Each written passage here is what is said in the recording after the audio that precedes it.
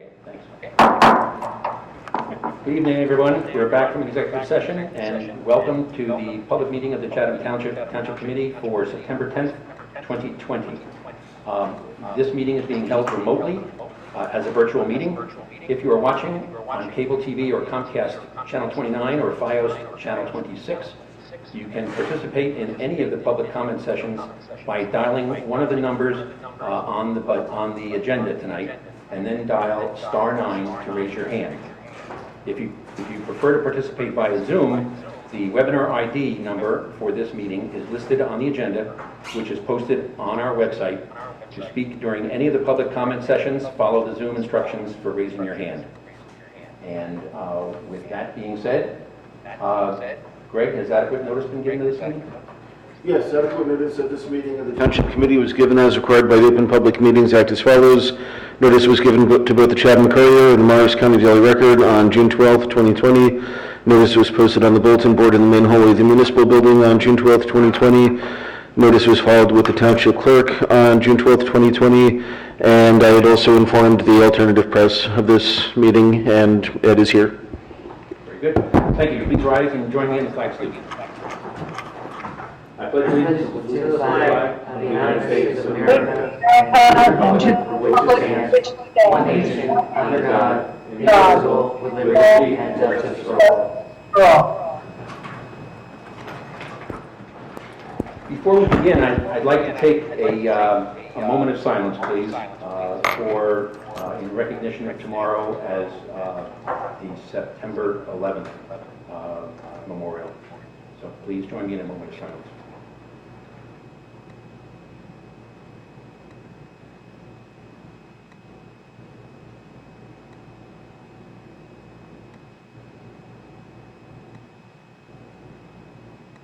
Thank you very much.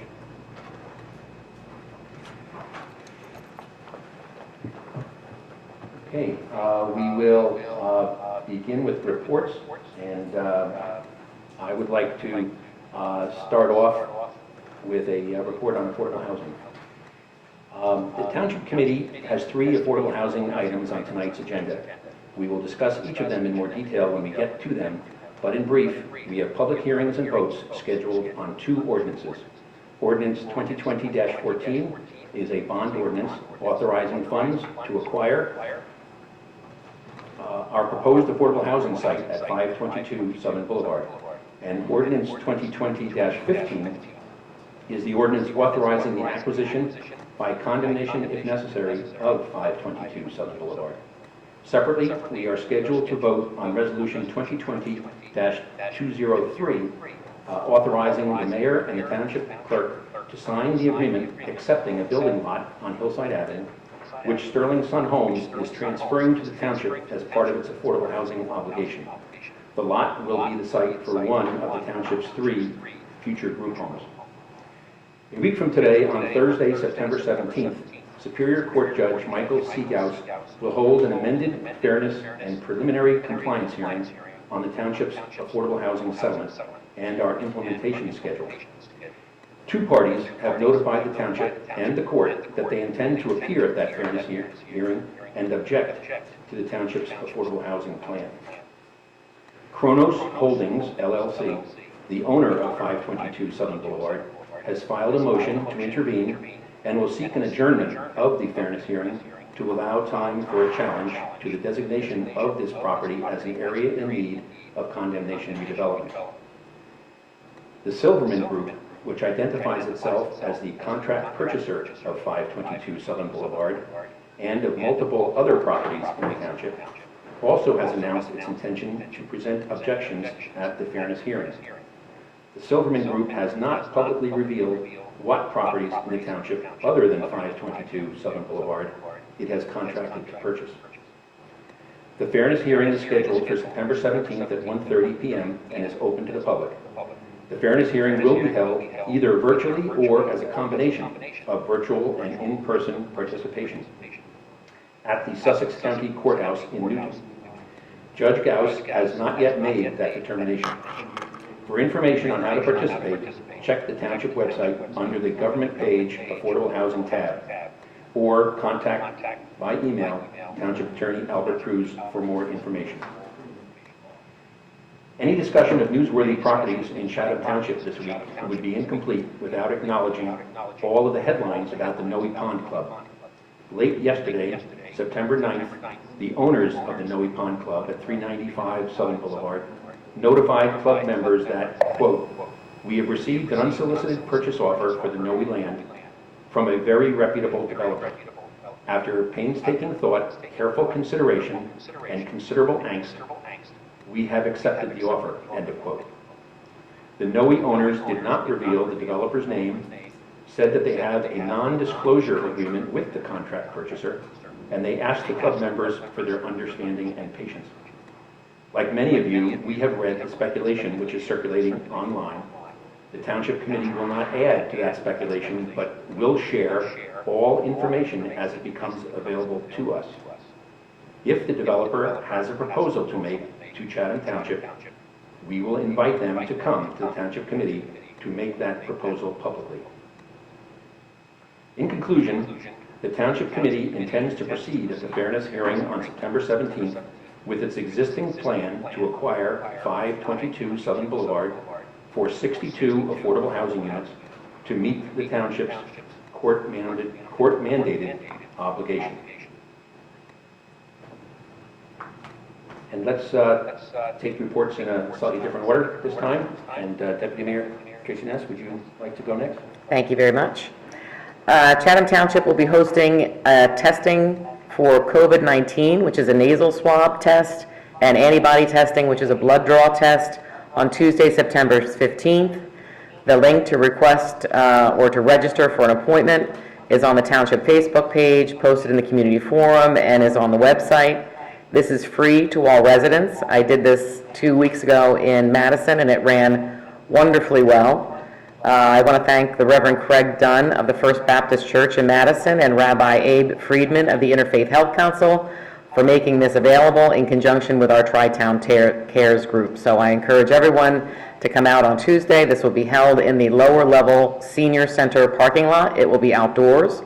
And I encourage everyone to register and come and take a test or see if they have the antibodies. And we continue with our weekly municipal calls with Congresswoman Mikey Sherrill. Of note, towns are putting in damage claims for Tropical Storm Isaias, anticipating FEMA aid. Also, 6 salaried fire departments received $600,000 in pandemic aid. The Congresswoman said that they are looking to expand this opportunity for volunteer fire departments and emergency services departments, and will get back to us to see if there's something there that we could potentially take advantage of. And a representative from the Congresswoman's office was on the BPU hearing call that was held today. Mayor Kelly, Bob Hoffman, and myself participated in the JCP&L rate hike hearing today, which was a BPU hearing available to the public. Took us more than an hour and a half to speak on behalf of residents requesting a plan to increase reliability in the township and a plan to move to smart meters. Now more than ever, with people working and learning from home, we are very dependent on reliable power. There were many elected officials, as well as county commissioners, asking for better storm response, communications, and investment in infrastructure. And late this afternoon, I did receive a text from our JCP&L representative, Carol Bianchi, saying that a plan was filed about the use of potentially about infrastructure and smart meters on August 27th. I have not had the time to review that document, but I will do so, and we can discuss in the committee. The Joint Rec Committee met, and all is on track to comply with the NJSIAA guidelines for sports. The Colony Pool closed on Monday after a very successful season. Thank you to all the residents who expressed their appreciation for opening the pool and their gratitude to the staff and management for running it so efficiently and effectively this summer. The Colony Pool Committee will be meeting next week to do a season wrap-up and to take a look at our end of the season numbers, and I will report that back at the next meeting. And finally, on behalf of Tri-Town Cares, which is the joint mental health care effort with Madison and Chatham Borough, today is International Suicide Prevention Day, and it serves as a reminder that compassion should be a part of our daily lives. Thank you. Thank you, Deputy Mayor. Karen, would you like to go next? Yeah, I'll keep it short. I do want to make note of a really neat email that you and I received, as well as Mr. Hoffman, on behalf of Green Village Fire Department from Chief Mike Zalis. And I will read what he wrote to us. I'd like to share some information about an incident that occurred at the Green Village Fire Department last Saturday. A small group of members were enjoying the outdoor fire pit Saturday evening when a woman and her boyfriend pulled into the fire department. She was having difficulty breathing and her condition was rapidly worsening. They were on the way to Morristown Memorial but felt they couldn't make it because of how the patient's situation was evolving. Our members immediately stepped in, started to get her condition under control, stabilized and gave first aid care until EMS and police department showed up. I received word on the 8th that the patient recovered and was released by the hospital. Although the Chatham Township fire departments, including the Green Village Fire Department, are not primarily trained in EMS, the repeated training in basic care, first aid, CPR, Heimlich bloodborne awareness were put into full effect. Chief Zalis goes on to say, I am proud of the members of the Green Village Fire Department and our fellow first responders, both the Chatham Emergency Squad and the Chatham Township Police Department, and certainly for Chief Zalis and all of us and our entire community. I know you'll all join me in thanking them for their continued efforts in training to make sure that whenever any sort of emergency arises, they are able to at least contribute to the solution and rise to the occasion. Our fire departments, as we know, are volunteers, and they dedicate so much of their time to training and to making sure their skills are sharp, for even when they're enjoying a cigar on a Saturday night, that if emergency calls, they are there at the ready. So thank you so much, Chief Zalis. Thank you to the members of the Green Village Fire Department. Thank you to the Chatham Township Fire Department, to firefighters everywhere. And as a segue to our earlier moment of silence, I would certainly like to add my acknowledgement of our tremendous loss here in Chatham Township, throughout the Chathams, throughout Morris County, all of New Jersey and the tri-state area. And the tremendous and horrifying events of 9/11, 2001. I personally, with a career on Wall Street dating back to the 80s, lost a good deal of colleagues, friends, moms, dads. It was a tragic day that lives with me for all my life. And to the folks that I know out there who continue to be challenged by the memories of 9/11, you are not alone. I share your sorrow and I share your mourning every day. So thanks for joining us in a moment of silence. We will never forget. Thank you. Thank you, Committeewoman Schwartz, for both those items. Committeewoman Celeste Montbaca, would you like to go next? Yes, I have something from the Historical Society. On September 13th, they will present a program called Mad Hatters, Radium Girls, and the Asbestos Hotel, and that's with Sandra Moss, MD.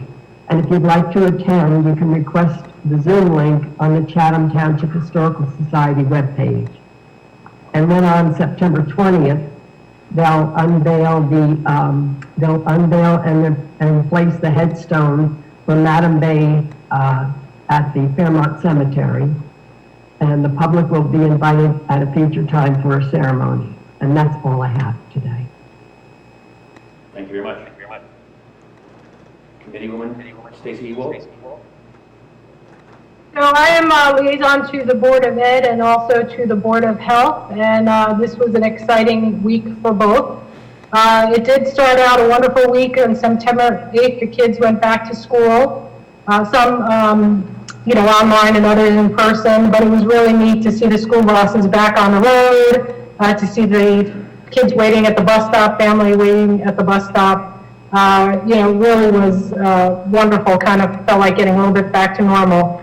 Unfortunately, there were a couple of cases that were identified, and there's been a lot of misinformation in the community. So while our superintendent of schools has communicated, and the Chatham High School principal has communicated to the school community, I wanted to read to the broader community so they know what's going on as well. So I'm just going to read Dr. LaSousa, our superintendent of schools, his note to his staff members and parents.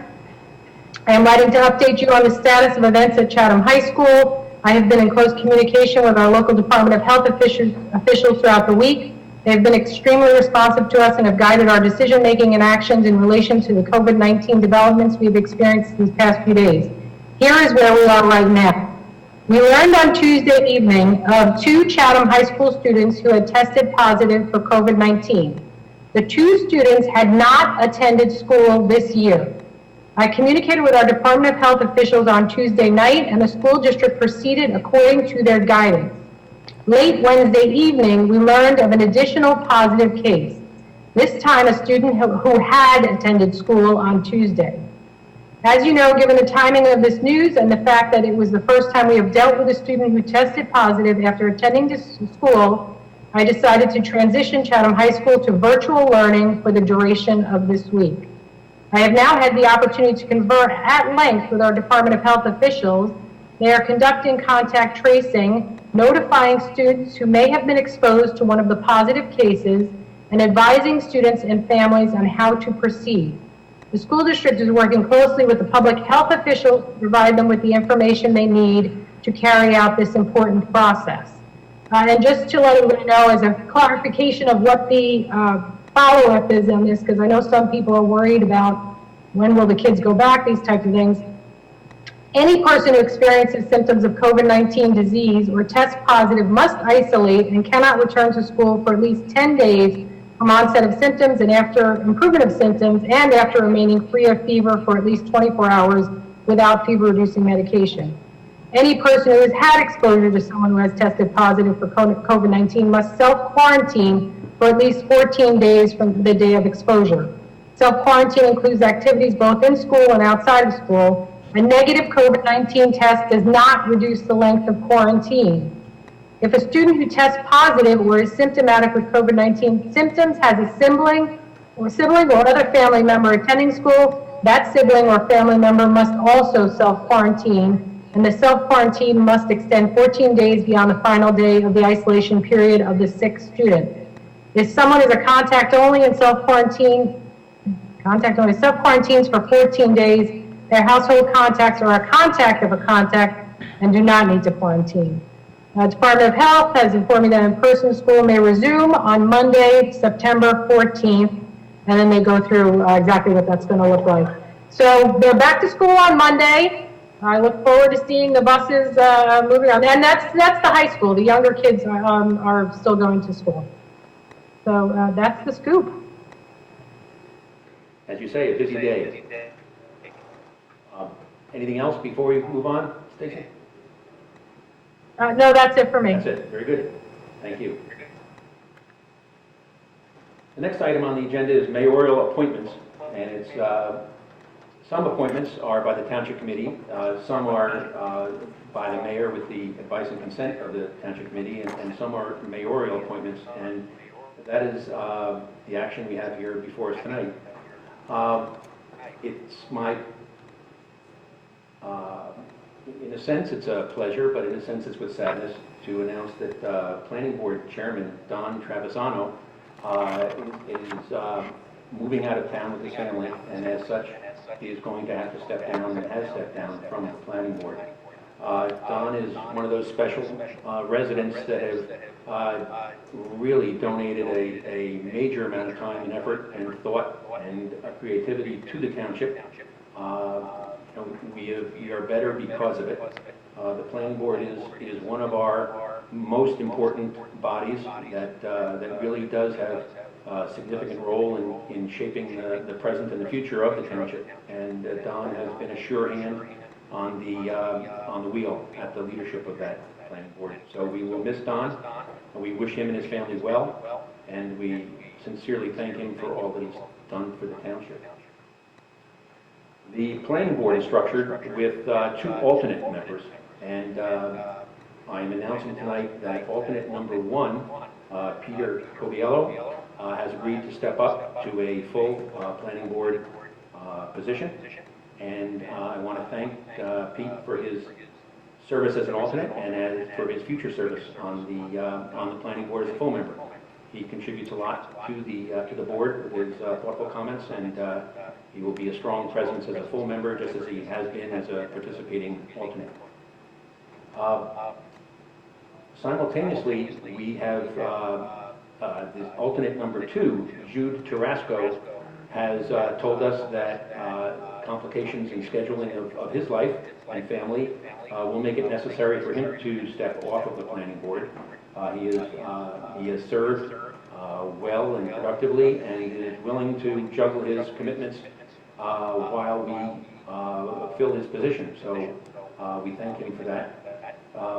But as a result, we will have 2 alternate positions open on the Township Committee. And I'd like to extend a public invitation to everybody in town to think about serving Planning board. on the planning board. The first step is to submit a leadership volunteer form to Township Clerk Greg LeCompte. So if you could reach out to him and get a copy of that, that would be the way we'd start the process. And you know, your service would be very welcome. So it's a whole sequence of steps there on the planning board, and we look forward to completing it. Yes, Greg? Can I just interrupt for a minute? I've gotten a notice from somebody that the sound on the TV viewing is really bad. There's a terrible echo. I know Zoom right now is fine. I've been fine on Zoom. But if there's anything that can be done to help with the TV transmission, there's apparently a terrible echo. Okay, we are not hearing that here. You could piggyback on mine, Tristan? What? You think that, should we? From Mike Tracy and Karen is terrible. That's 2 of us here and 1 coming in by Zoom. We've been having challenges all day since we started with our executive session with with coming in and out, and Mike doesn't have a picture on his. I've been coming in and out of Zoom as well. Not too sure what's going on. Alex, did you hear those comments? No, I was in the bathroom, sorry. Okay. Apparently, myself, Mike, and Karen are coming through the TV feed with a terrible echo. Yeah, I'm trying to fix that. At first it sounded crunchy. I don't know how to describe it, the audio. I fixed that part, but there is a technical. Okay, so it's being worked on. Alex is aware of it, and she's trying to work on it, so apologies for that. There just seems to be something not working that well today.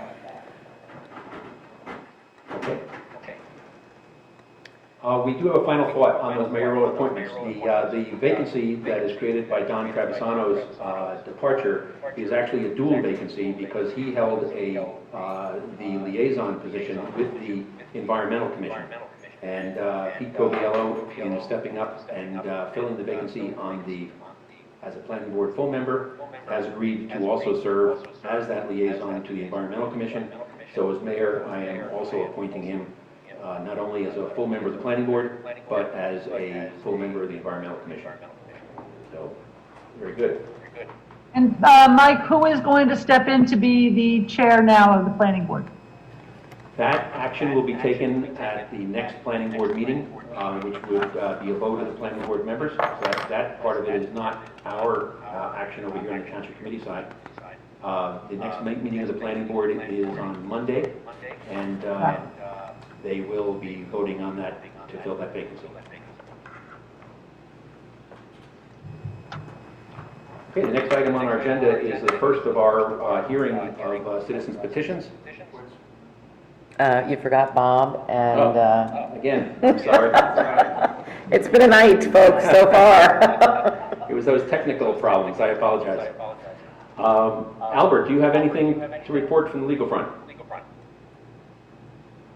Mr. Mayor, I do not, but I would like an opportunity to address the mayor and committee at the three affordable housing matters. So before the public hearings on the two ordinances and the one non-consent resolution, please.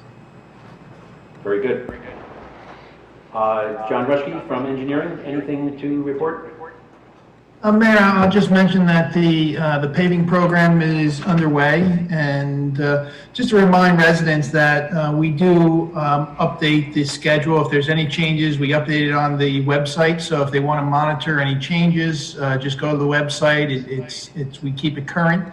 Like today, we received some rain. The schedules does seem to be a bit dynamic, and it does change. So just monitor the website if for any updates. That's all I think. Thank you, John.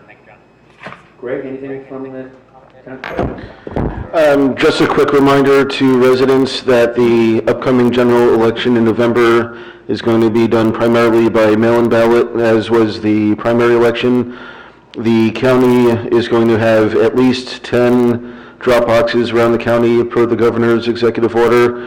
The county has not released details yet where those will be. Once that is available, I'll make sure that we get that on the township website. I'm hoping that they'll still have one in Madison like they did last time. And for those residents, I have received calls from residents who are concerned about sending their ballot back by mail. So those drop boxes will be available. And also, the governor has said in his executive order that voters will be able to return their mail-in ballot directly to the polling place, which for Chatham Township will be Long Hill Chapel. And those who either for some reason do not get a mail-in ballot or don't want to vote by mail-in ballot, they'll be able to vote by provisional ballot at the polling place.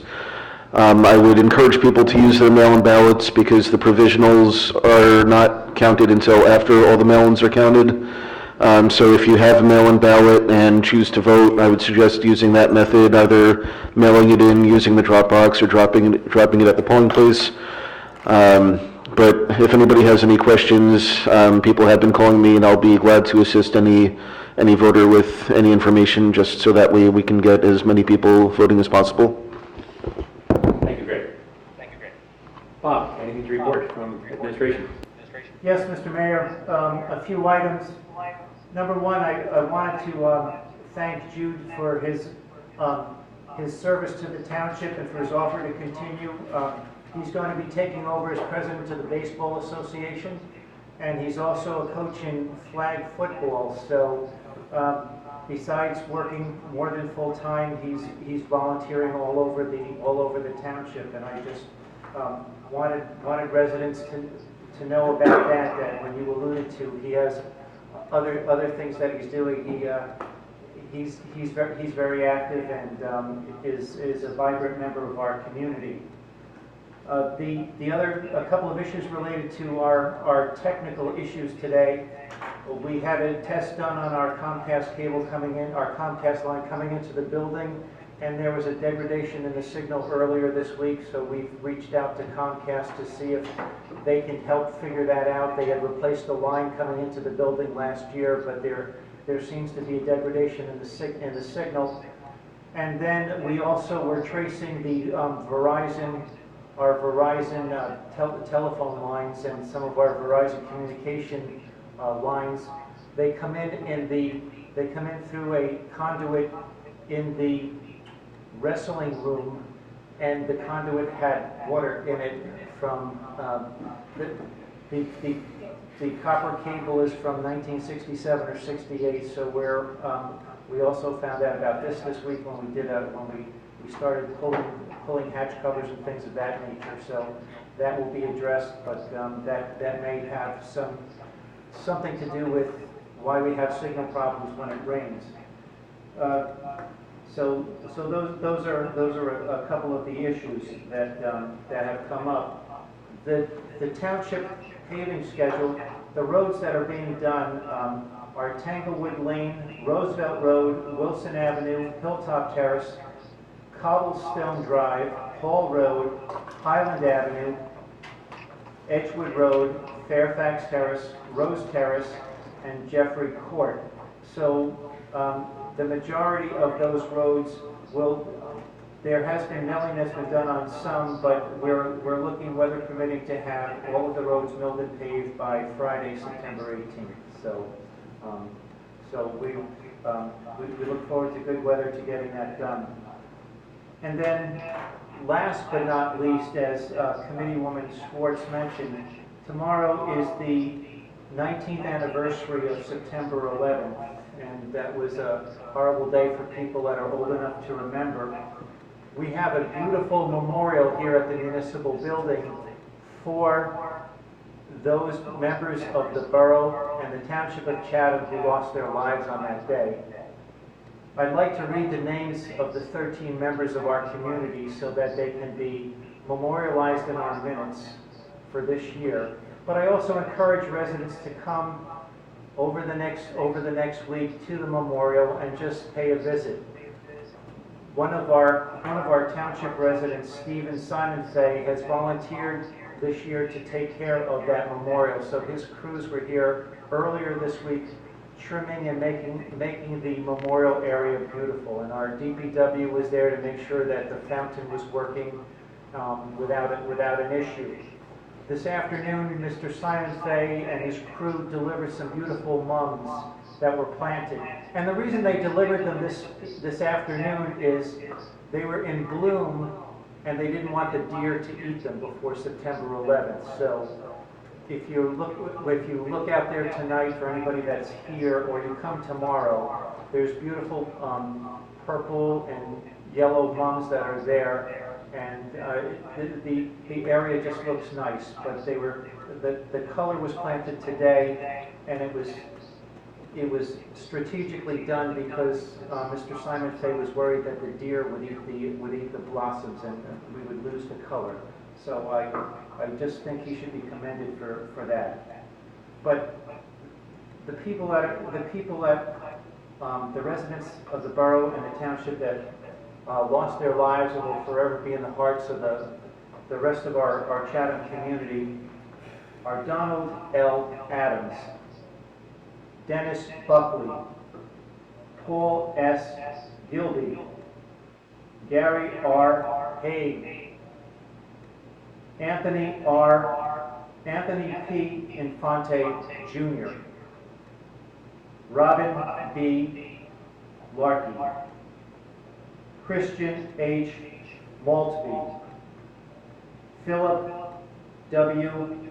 Mastriandria, Peter C. Mutos, Thomas Strata, Kenneth J. Swenson, William R. Tice, and Peter M.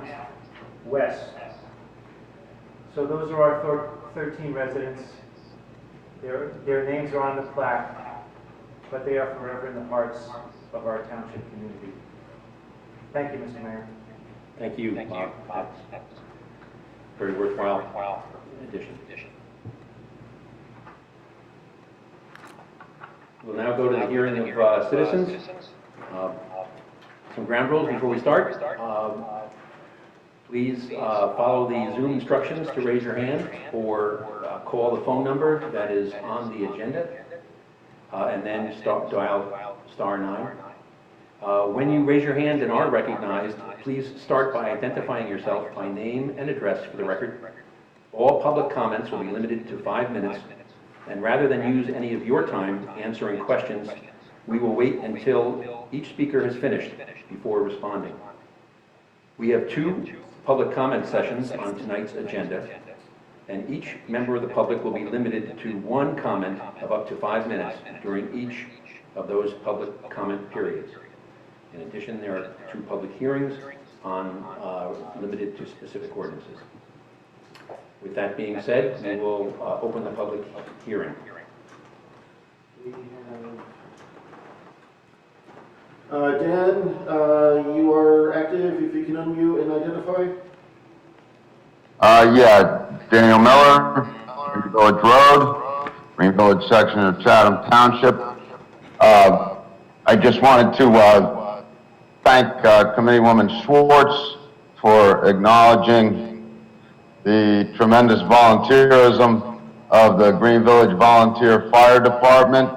I'm sure you all know that it is something near and dear to my heart, and you know, Chief Zales is appreciative, and we're always looking for men and women to come out and volunteer over there. You know, my great-grandfather, we're coming up on our centennial. My great-grandfather, my grandfather, great-uncles, and a bunch of cousins were founding members of the fire department in Green Village, and I'm still making calls in the 55 Willys that my grandfather and I used to respond to the firehouse when I was just a young boy. And I also wanted to thank you for acknowledging all the folks that we lost so terribly lost on 9/11, and everyone from the Chatham Township residents to everybody else is in all our hearts as a fire department. You know, when the bell goes, you know, the firemen and firewomen show up. They suit up and show up, no matter what time of day or night, no matter what the danger, and we can't thank them enough. And if you want to volunteer, contact us at the Green Village Volunteer Fire Department, and we'd be glad to bring you into the fold. Thank you. Thank you, Dan.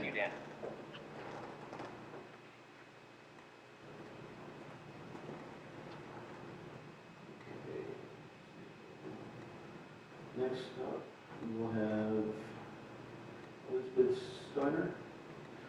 Mrs. Steiner, if you can unmute and give your name and address. I'm Elizabeth Steiner. I live at 231 Green Village Road in the Green Village section of Chatham Township. Thank you, Ms. Steiner.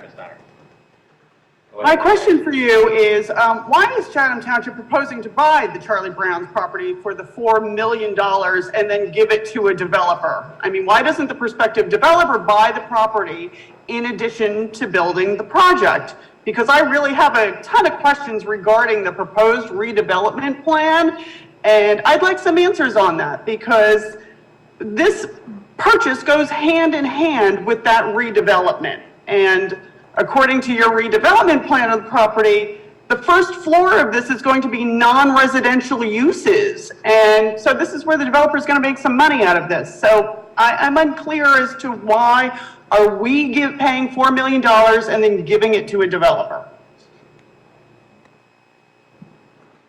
Any other questions, Ms. Steiner?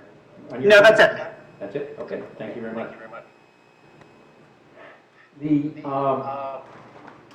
Every municipality has a choice of going two different routes with providing its court-ordered affordable housing obligation.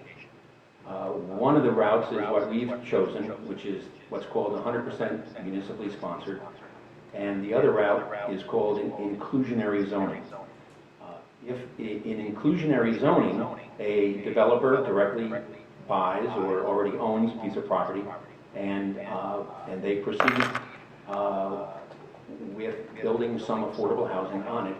And in order to make that work financially for them, the state has the formula usually is that the affordable housing makes up either 15 or 20% of the total number of units, and the other 80 to 85% of the units are market rate units.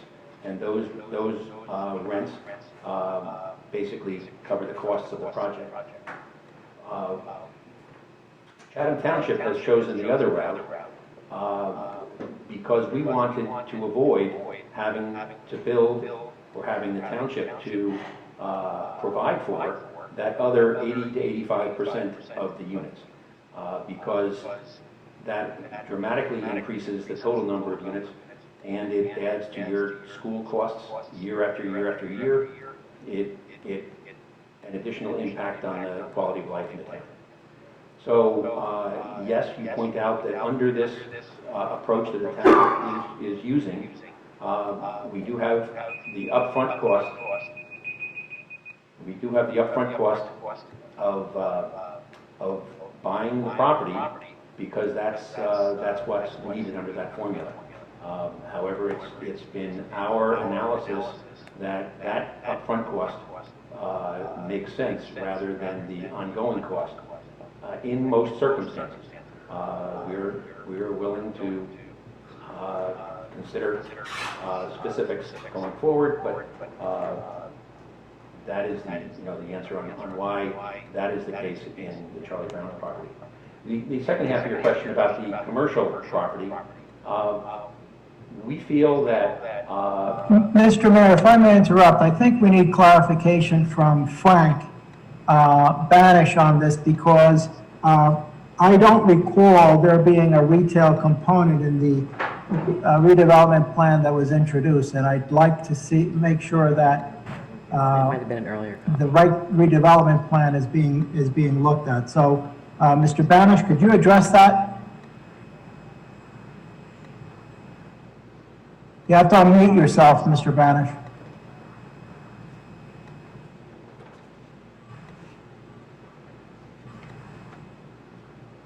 Mr. Banish, we still have to. We still can't- Sorry, I missed that part. Yep, sorry about that. Could you And repeat the perhaps question? Mayor, you can ask Ms. Steiner what page of the redevelopment plan she is looking at. Can I bring Mrs. Steiner back in to clarify that? Thank you. I am looking, it's on page 5. There is, the first floor is going to be for non-residential uses. Yeah. I believe at this point that the plan is being revised to provide that it's only for affordable housing. Okay, because your plan has been, it's very mixed and it's not very clear.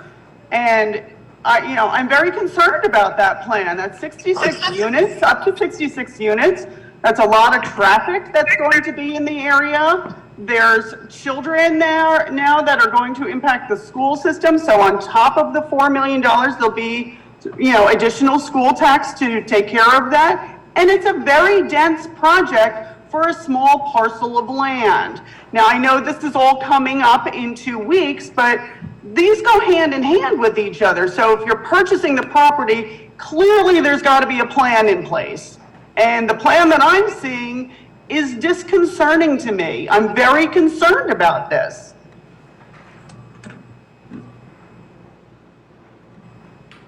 Ms. Steiner, the plan is going to the planning board for their review and analysis, and I guess it's timely that we spoke earlier about the important role that the planning board plays.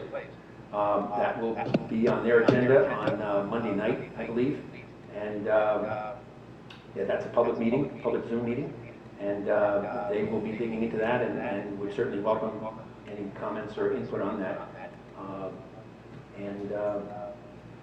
But we hear what you're saying. Thank you. Okay, does this purchase, is it contingent on whether or not the plan passes? Are you purchasing the property regardless?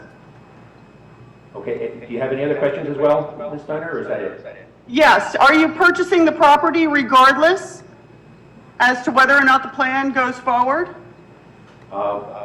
I don't want to take your additional time answering your question unless you're finished with your public comments first, and then I'll be happy to answer it. Okay, I think that's probably it. I guess my question then at that point, because I'll obviously save all my concerns for planning board and when this comes again, but for this purchase, will you make the purchase regardless as to whether or not the planning board and the next ordinance in 2 weeks passes? That is the plan, yes. We will be moving forward with this based on we have ordinances and public hearings tonight allocating the money and authorizing the Township Committee to move forward with the purchase of the property. Thank you. Thank you. Next up is Paul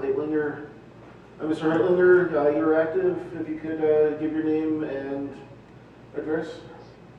Hi, guys, it's Paul Heitlinger, 27 Lake Road. Always a pleasure talking to you all. I have two questions, and I'd appreciate if you could answer both of them. I think last time I asked a question, it wasn't answered fully. My first question is, and I don't know whether you can answer this or not, but I hope you can. If the Norway development moves ahead, will there be any requirement for them to allocate any of that development for affordable housing to reduce the Charlie Brown site density, which is obviously our biggest concern? And the second question is, and it's a little hypothetical, but I hope that it's factoring into your decision making, but if you think about what's going to go on in this little neck of the woods, if Charlie Brown's gets developed as affordable housing with its 60 plus units, and Madison moves ahead with its affordable housing at the site on Shunpike over the road, and then Noe, who knows what that's going to be, but if Noe turns into a development as well, you can understand that this is going to be a huge impact on the area, both from a traffic, safety, and environmental point of view. So my question is, how does this, thinking about the big picture, how does this fit into the Chatham land use plan, which I actually had just read today, specifically the points on number 5, preserve the desirability of the community and its neighborhoods by managing the scale of new and expanded buildings. Number 10, limit development to densities and intensities that will retain the remaining natural areas of the township and protect sensitive environmental areas. And then number 12, avoid the need to exercise eminent domain, and if condemnation is unavoidable, then utilize fair market values. Can you explain how this fits into the land use plan and master plan for Chatham? Because it doesn't seem to fit those three categories. Mr. Heitlinger, I don't understand the last question about the condemnation. Could you clarify that for me? So point number 12 in the Chatham land use plan says avoid the need to exercise eminent domain, which is how it sounds like you guys are moving forward. Okay. Is that... So there's two questions there. One about whether Norrie will be required to implement any affordable housing to reduce the density. And the second one is, have you considered what happens when there's 3 developments going on, all within a couple hundred yards of each other? Madison. Okay. Especially in relation to the land use plan. Mike, Madison is not building on Woodland. Thank you. Albert or Frank, you may be could I pass that first question to you about... Mr. Mayor, you should, but also, I believe, it would be prudent to remind everyone that we don't know what's going to happen in Noe Pond, and you just spoke about that we are going to be inviting the developer to present plans in public, so we can't speculate on things that we haven't seen, so we don't know what to critique, but you had mentioned that before. That's a good point. Let's take the questions in reverse order. The Noe Pond development. There's been a lot of speculation online about that. There's been nothing definite said. There is the existing zoning on that property is for single-family homes on 1.5 acre lots. So we are waiting, just like everyone else who's interested in the township, to hear the plans of a contract purchaser on that. So it's difficult to speculate on that part. There was reference to Madison's affordable housing plan. Again, it's very, very difficult to speculate on. They are doing a zoning overlay, or actually, they have introduced a plan that has 7 zoning overlays scattered around town, and one of them is where the Life Church, Community Life, or I forget what their full name is, but between their Green Village Road and Green Avenue there. Again, there's It's a church. It has a large parking lot. There's activity there now. What the future may bring there is totally speculative, if any change at all. And then the third part of that question, number 2, was the Charlie Brown development. And yes, our plans for Charlie Brown calls for approximately 62 units, and there will be a lot of in-depth studies and analysis of that in terms of, I think your specific question was about traffic on that. And we'll be presenting a lot of that and as plans move forward and more is known. But this is 62 units, and there is a very active shopping center across the street. There's the Chatham Hill existing apartments that are diagonally across the street, which has 308 units. So that's 5 times larger than the 62 units that are being considered for the Charlie Brown site. And I'm not aware of backups of traffic coming out of their driveways or extreme traffic impacts from that apartment complex, which is 5 times larger than what we're talking about. So there definitely is planning and preparation that needs to be done, but in the scale of things there, I think it's important that we keep it in consideration. Question number 1, again, Albert, I'll send this to you first. Depending on what is developed on the Noe property, can we say anything about whether or not they would have an affordable housing obligation there?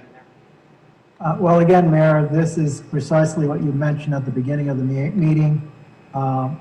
The press release that was issued by the Noe Pond Club yesterday spoke to the developer exploring options, and I think that at the appropriate time, the developer should be asked to come to the Township Committee with respect to what they would propose. So at this point, I think it's premature to start addressing a plan that the Township Committee really doesn't know what the scope of it is. Thank you, Albert. I think it's reasonable that we can explain exactly what's in the affordable housing agreement, though, that any dense development in the township under the affordable housing agreement has a required 15 to 20% set aside for affordable housing.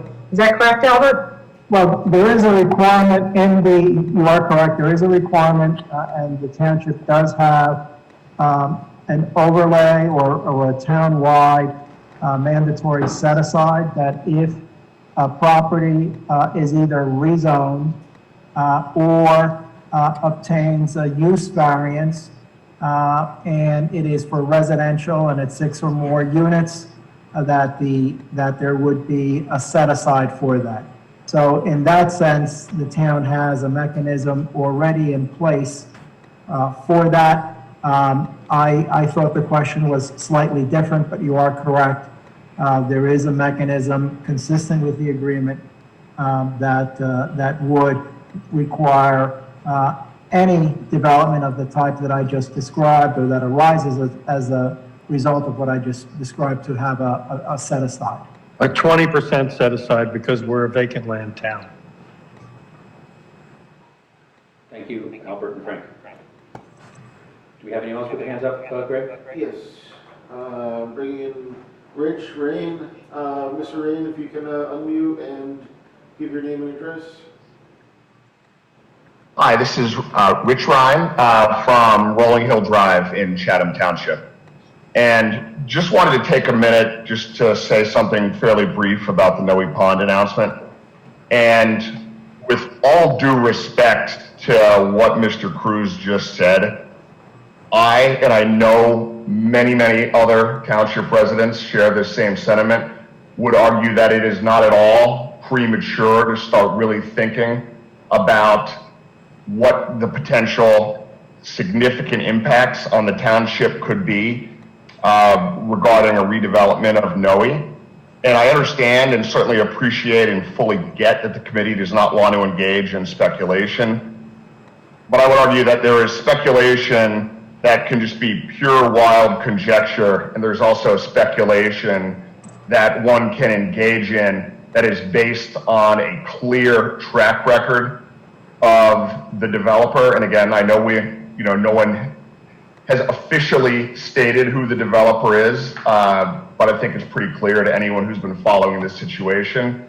And I don't want to get too much into the speculation. I would just implore the committee to really do whatever can be done to get ahead of this, because any type of development that is going to be, in the hundreds of units on Southern Boulevard, again, that is speculation, admittedly so, would, I think, be, devastating to the Southern Boulevard corridor.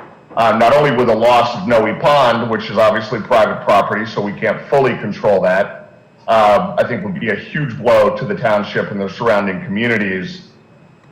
Based on anything that I have heard discussed to date with regards to affordable housing proposals that have, for a variety of reasons, faced a lot of pushback from certain constituencies within the township, I think this would have a far outsized impact on the township, were it to go forward in some significant manner. So again, don't want to engage in further speculation, but I just really hope the township committee can, get ahead of this in whatever way is possible going forward.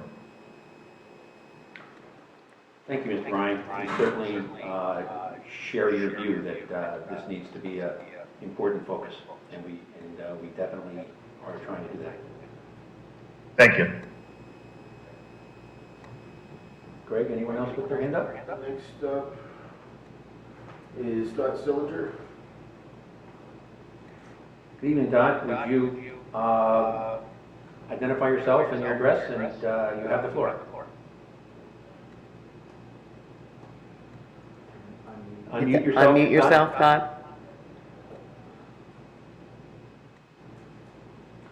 Dot, can't hear you at this end.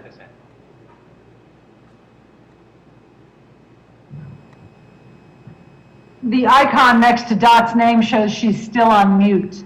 Dot, you're on mute, so if you could hit the button. So I'll unmute on her end. I can't do it from here. Dot, you have to unmute yourself at your end, please.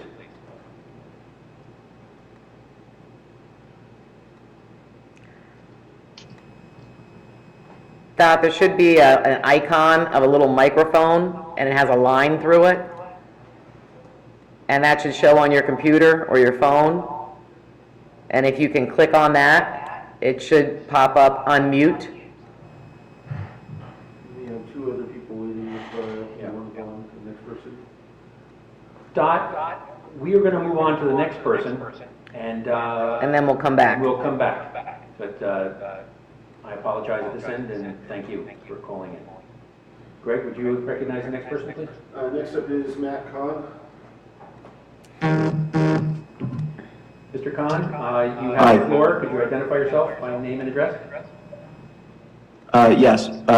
Matt Kahn, Country Club Drive. Can you guys hear me? Yes, we can. Thank you. You have Okay, the floor. great. Thanks. So just to follow up on Rich Ryan's comments, I think it's important for the township residents to really understand the fact pattern here and, really see what's going on. 2 or 3 months ago, the committee identified Charlie Brown's as the next viable site for affordable housing, and there was no response from Charlie Brown's ownership. And weeks ago, for the first time, we're hearing of a challenge from them, and it's not coincidental that 2 weeks later there's a notice sent around about Noe Pond. So I think that you really have to be blind to not see what's going on here. It must be orchestrated in order to put these pieces together. And so, it would be, we all know that Noe Pond is lower density, it's zoned for lower density, and high density cannot be built there currently. You would have to go through a rezoning to be upzoned to allow that. So it's pretty obvious that there is some bad faith dealings here on someone's part in order to hold the town hostage for what was a viable site for affordable housing, in order to, my guess, and we'll see what happens, in the next few weeks and months, what happens with Noe, that there's going to be a request for an upzoning. And lo and behold, it's probably going to come at the heels of challenging the affordable housing at Charlie Brown's. As you just mentioned, Silverman Group said that they're going to be standing up alongside the owner of Charlie Brown's in order to fight that. So putting the pieces together, I think it's fairly obvious what's going on here. I think the township residents need to know that, and we need to be prepared to fight vehemently for our town against the overdevelopment that other residents who fought against the Myersville appropriation, the River Roadside appropriation, abhorred and really fought tooth and nail and litigated against. In my mind, I see this coming down the pike, and we'll all be watching very carefully. But we absolutely cannot afford, not just for Southern Boulevard, but for all of Chatham, can't afford this over-densification that surely will be requested, through this leverage tactic of trying to take ownership of Charlie Brown's. I guess my question here is, could the committee, or would the committee, stand strong against any actions and do their part to fight any request for upzoning of Noe Pond, which nobody in town wants or needs, when there are other viable sites for affordable housing to fulfill our obligation under the Fair Share Housing Agreement, that have already been previously identified. It would be a tragedy and a disaster for this town to allow hundreds of units to be built on that site. That's Noe Pond. Thanks. Thank you, Mr. Khan. I guess I'd start by thanking you for staying involved and aware yourself, and for calling on the public to do the same. I think Chatham Township is better when our residents are involved and aware.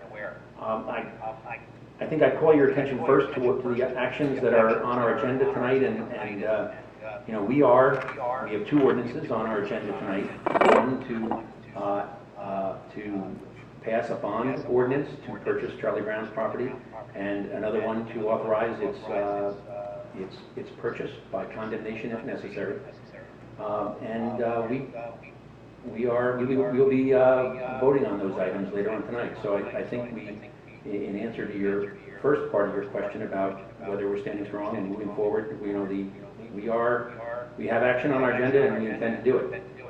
We also have a court hearing a week from today that I referred to in my opening comments, and we will be going before the judge to take the next step there as well. So we have a plan that involves the township's development of 62 affordable housing units on the Charlie Brown property, and we are moving forward with that plan. Regarding the second part of the question, I think I would say that it is premature for the Township Committee to take a position on something that is totally speculative regarding the Noe Pond property. Certainly we share your concern. I think everybody on the Township Committee is opposed to overdevelopment, but speaking for myself, I think that at this point, we have invited the contract purchaser to come to us and to present what their plans might be, and we're looking forward to seeing those and taking an educated position when we do.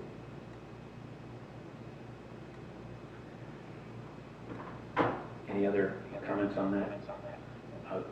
Greg, anyone else want to put their hand up? Yes, next up is Bob Carey. You're next up. If you could unmute and give your name and your address. Hello, this is Lisa Carey of 35 Lake Road in Chatham Township. Thank you, Lisa Carey. You have the floor. Thank you. As a 16-year resident in beautiful Sunset Lake, we're raising our 3 children in our wonderful school district. And like everyone else, all of our other neighbors came to this place because of its idyllic setting. So I know there's been lots of talk about speculation, but what I want to talk about are the facts.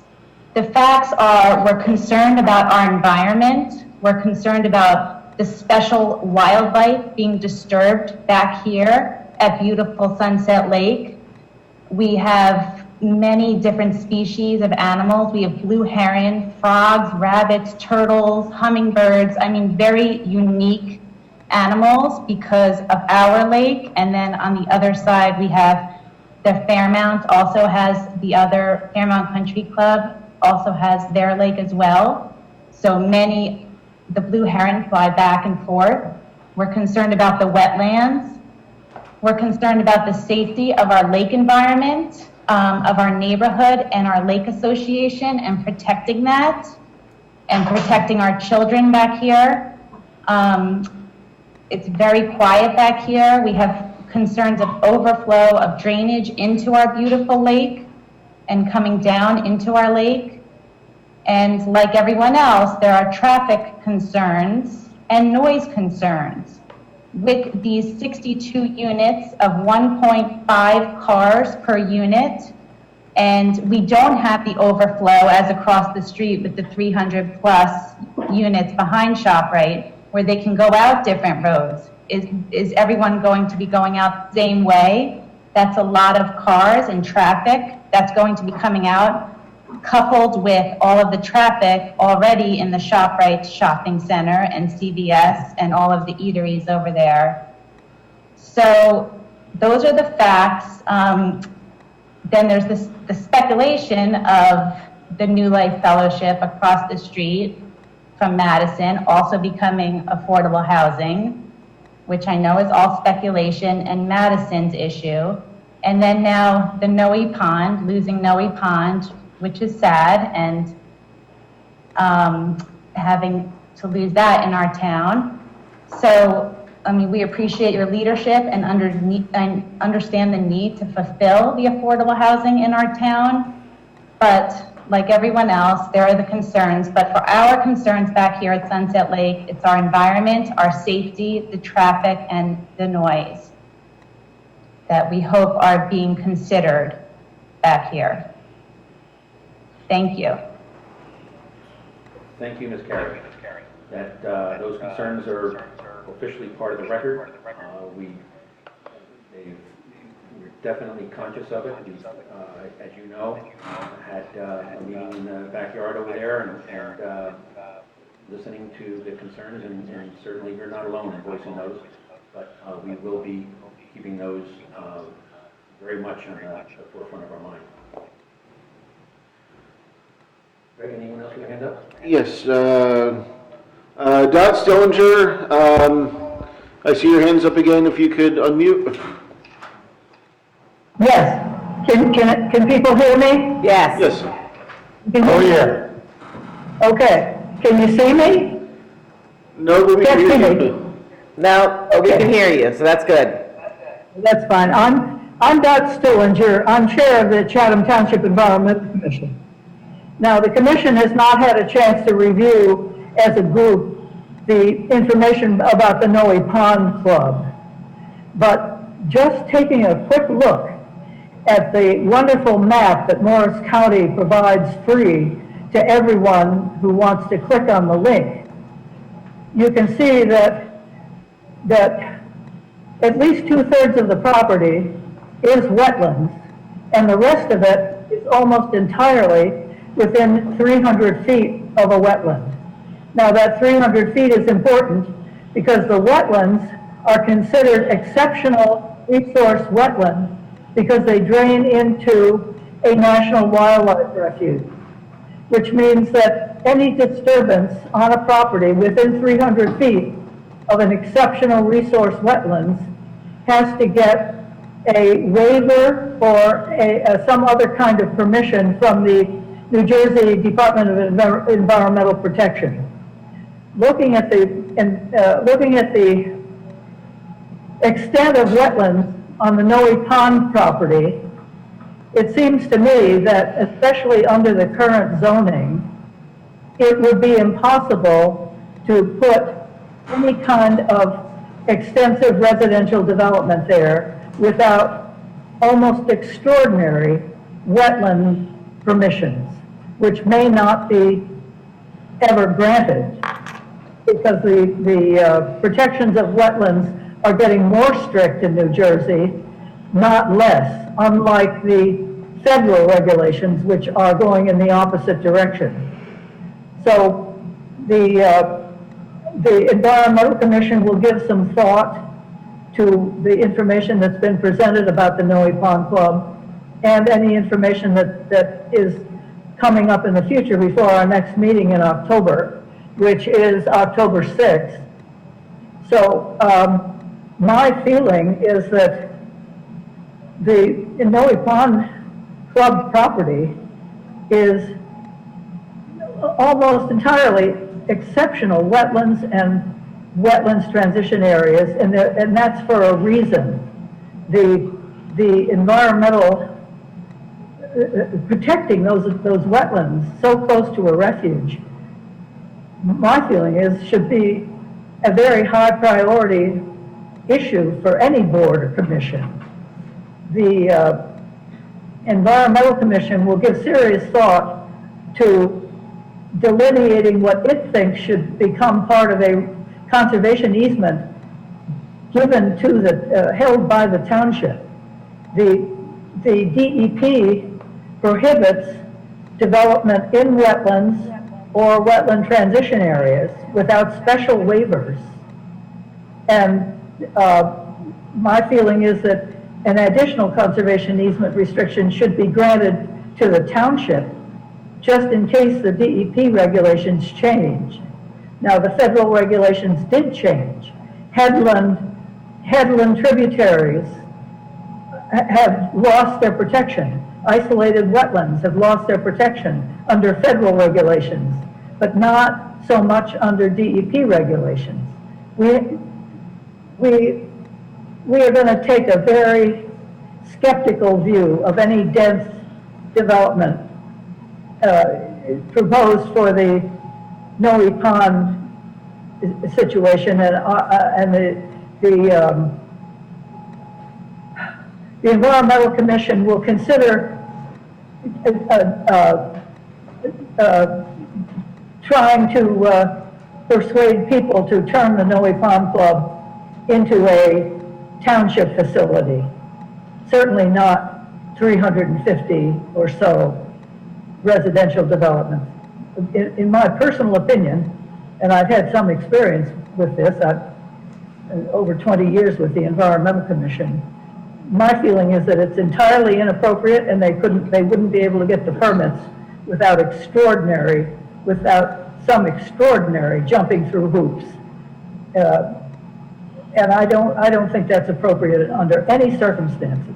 I would personally oppose anything except very moderate residential development in line with current zoning, or preferably turning it over to the Morris Parks Commission and have it become a park. Thank you for listening. Thank you, Dot. Just for those who don't know, Dot is Stillinger is the chairwoman of our Environmental Commission. All of us in the Township Committee know how hard she and that entire commission works.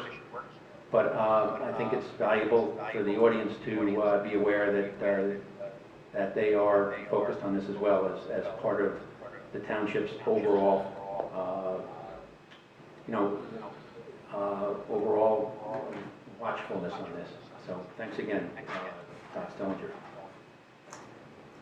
Greg, anyone else with their hand up? No, not at this time. Okay. We don't have anyone else with their hand up at this point. Give a quick pause in case anyone else is linked to the list. Otherwise, we will move forward. We have a bond ordinance. I will close the public hearing. Just before you. Very good. Just before you said that, Mark Hamilton, you got in just under the wire. My hand's up. Wait, well, what do you want me to do? Mark, you have the floor. Mark, you have the floor. Okay, can you hear me? Yes. Okay, thanks. Mark Hamilton, 132 Highland Avenue. I understand there's going to be a later public comment section with specific regard to the vote on the funding of the Charlie Brown's purchase, so I'll save anything regarding that till then. I'll save a hint that, you know, the recent news on the Noe Pond Club situation, obviously, in my view, you know, is relevant to the plan go forward with Charlie Brown's. And I think it is highlighting this concern. It's been a concern of many people in the community for a long time now. And obviously, when you throw another piece of property on there, it only highlights the concern for more people.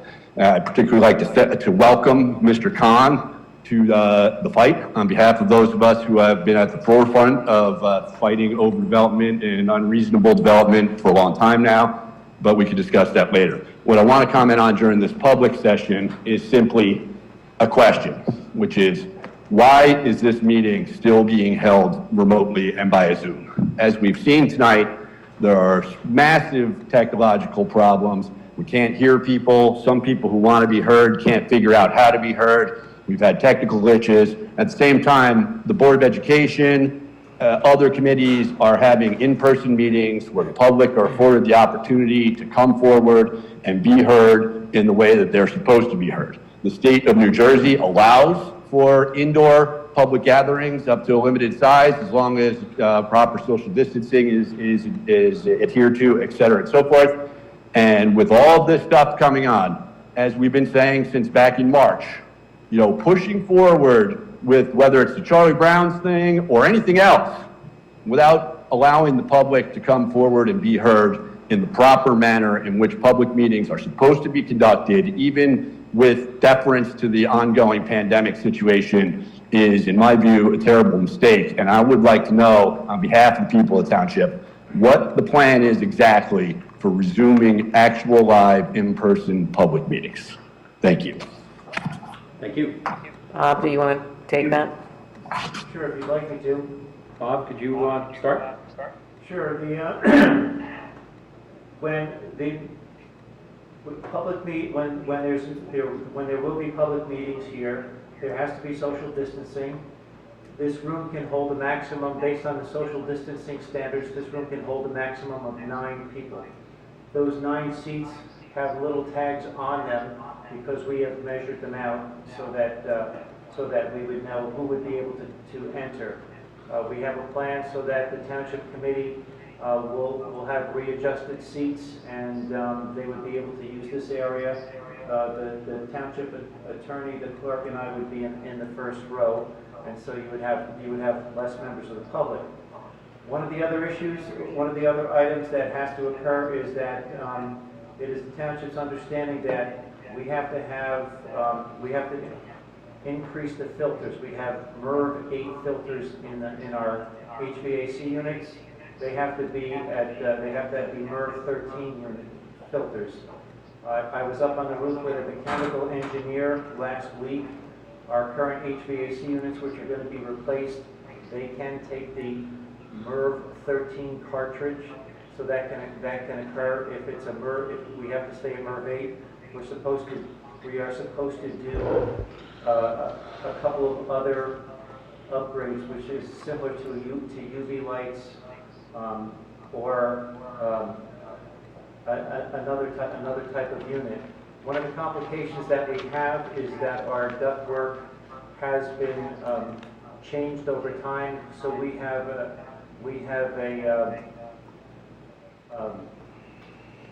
mishmash? Well, I was looking for a different word, but we have basically an electric-powered forced air system, so we can't. It's too small to. It forces the air through at a greater rate of speed, so the UV lights will not work, and there's not enough space in this smaller high-pressure system that was put in sometime in the 1990s to work. So the mechanical engineer that was here is going to be providing us with options that we can use, so that we can have the right filtering material to protect the health, welfare, and safety of whoever's going to come in. The good news is that the system up above on the roof was sized for a school, so that when we put in the larger filters, there will be a there will have to be a change in some of the not a change in the motors, but the way that they operate. But it will not have a degradation in the cleaning of the air. So that's basically the issue that we're facing right now.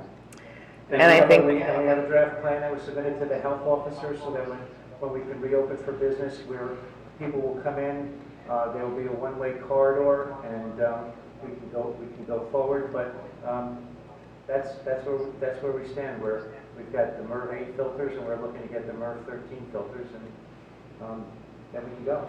Thank you. Can you address, that's for you? Are you commenting or? No, I was just saying that we would very much like to get back to in-person. Bob's been working very hard. We've had some complications with needing to switch out our HVAC units. As he stated, he was up with a mechanical engineer trying to figure it out, and the filtering system, and working in conjunction with our health officer. We aren't able to switch buildings because we do tape this meeting. We do video it live, so we can't switch facilities. I would point out that the Board of Education does not do an interactive meeting. They live stream their meeting, and they do have some in-person people who are able to be there, but they don't have a Zoom capability like we have, which is where anybody can come in and comment, whether it's through Zoom or through the phone. And we're all operating in this situation since March with the pandemic. Those of us who are fortunate enough to continue working are working on Zoom. Those of us who are learning or in college or in school are on Zoom. So this has been proven to be an effective communication tool for many of us in our daily lives. But we hope to get back to in-person comments, because it's just a better way to get commentary from people overall. So we look forward to doing that. Thank you, Deputy Mayor. And yes, we are certainly far from the only public body that's meeting this way. Surrounding towns, the majority of them are doing the same thing. The fact that we are going out on dual tracks with both the cable TV, and Zoom, I think offers opportunities for people who feel more comfortable in both ways. Alex, how is our sound system at this point on the cable? The people in here are still a little bit echoey, but that's it. A little bit. Okay, thank you for improving that. Well, we have an old video system too, so we we had to actually order a DVR off of eBay to be able to continue to use our video system, but we are waiting to finalize our contract with Comcast, in which they will be providing funds to upgrade our equipment, which is very out of date, so we can hope to upgrade the quality of that as well. Anyone else on that? We have one more person. Okay. Let's go to that person with their hand up on the screen first. Yeah, it's phone number 1876. Person with the phone number that ends in 1876, you have the floor. Would you start off by identifying yourself and your address, please? Sure. Hi, it's Fran Luck from 12 Joseph Street. Nice That's to right. speak to you tonight. Okay. So, can you hear me okay? Yes. Okay, great. So, Tracy just kind of alluded to my question, but I find it hard to believe that there's not another public space in town that you can hold these meetings. And to tag on to what the other gentleman just said, with the critical nature of what is being discussed, and especially going into the potential discussions with NOE, we've got to find a space that is available for public people to come in public and make comments. And I just implore you to think outside the box, try to figure it out for the town, and make it happen. Because, while there are many of us that can log into Zoom, there are many that cannot. And we really need to make sure that every person within the township has the ability to comment and be heard. That's all. That's my comment. Thank you very much. Thank you, Francine. I think, again, as you said, I think I addressed some of that. We'd be cutting out a very large portion of people who could participate or watch the meeting if we moved out of this building, because we do live broadcast our meetings, as opposed to, doing a live stream or something else. So we are conscious of the fact that some people can participate on Zoom, some people can call in, but we wouldn't want to cut out those people who are viewing the meetings through our cable access channel. Mr. Babikian, you have the floor.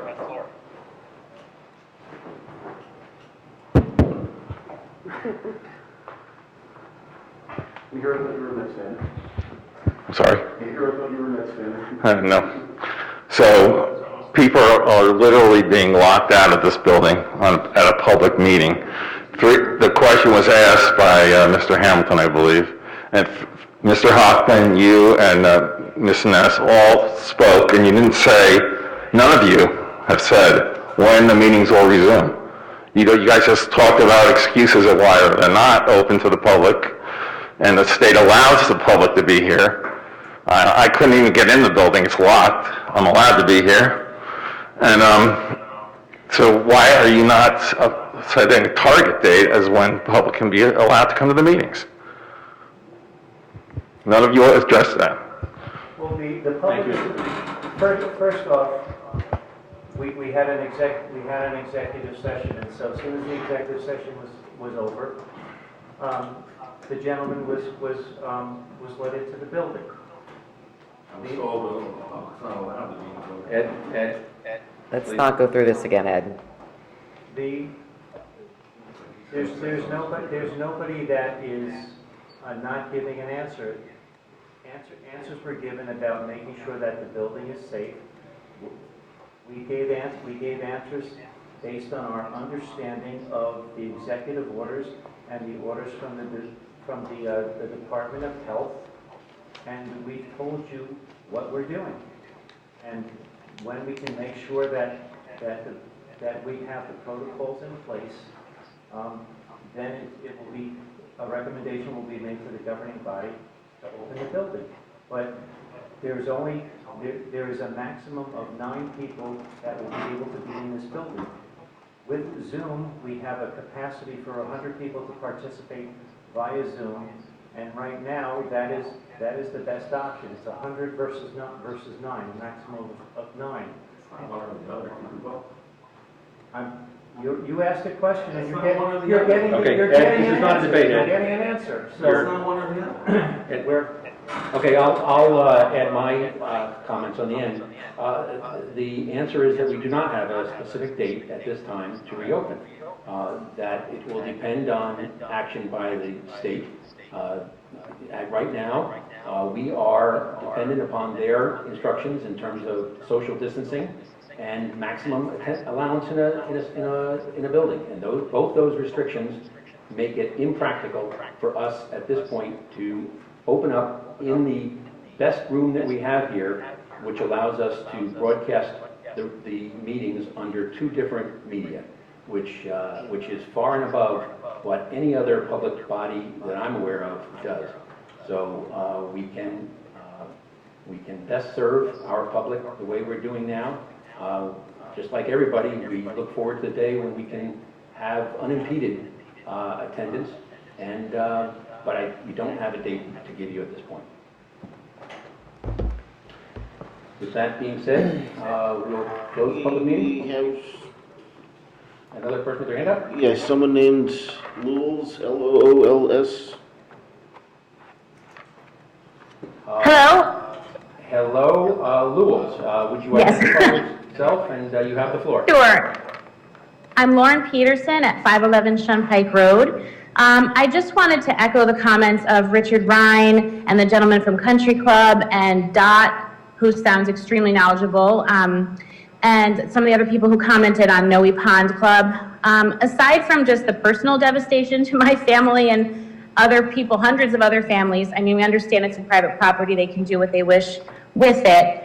Losing that club is going to be detrimental to my family and a lot of other families, and also just to the Chathams in general. And also, I just want to just echo the concerns regarding the environmental impact, the congestion, and also I know that SBS is already overflowing and packed to the brim. So I would just encourage, I know still it's speculation at this point, but just really implore the committee to just stop any sort of rezoning that this developer, who doesn't seem to have a great track record, would possibly be looking to get. And that's all I have to say. Thank you. Thank you. Thank you, Lauren. And just a personal note, I share the sadness about the news with Noe Pond. My family was a charter member family back in the 50s and 60s, and that's where I learned to swim when maroon shark was the top category.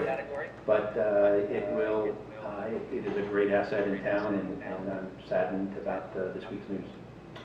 And I'll add a personal note as well. My children grew up going there, and it's just a wonderful facility.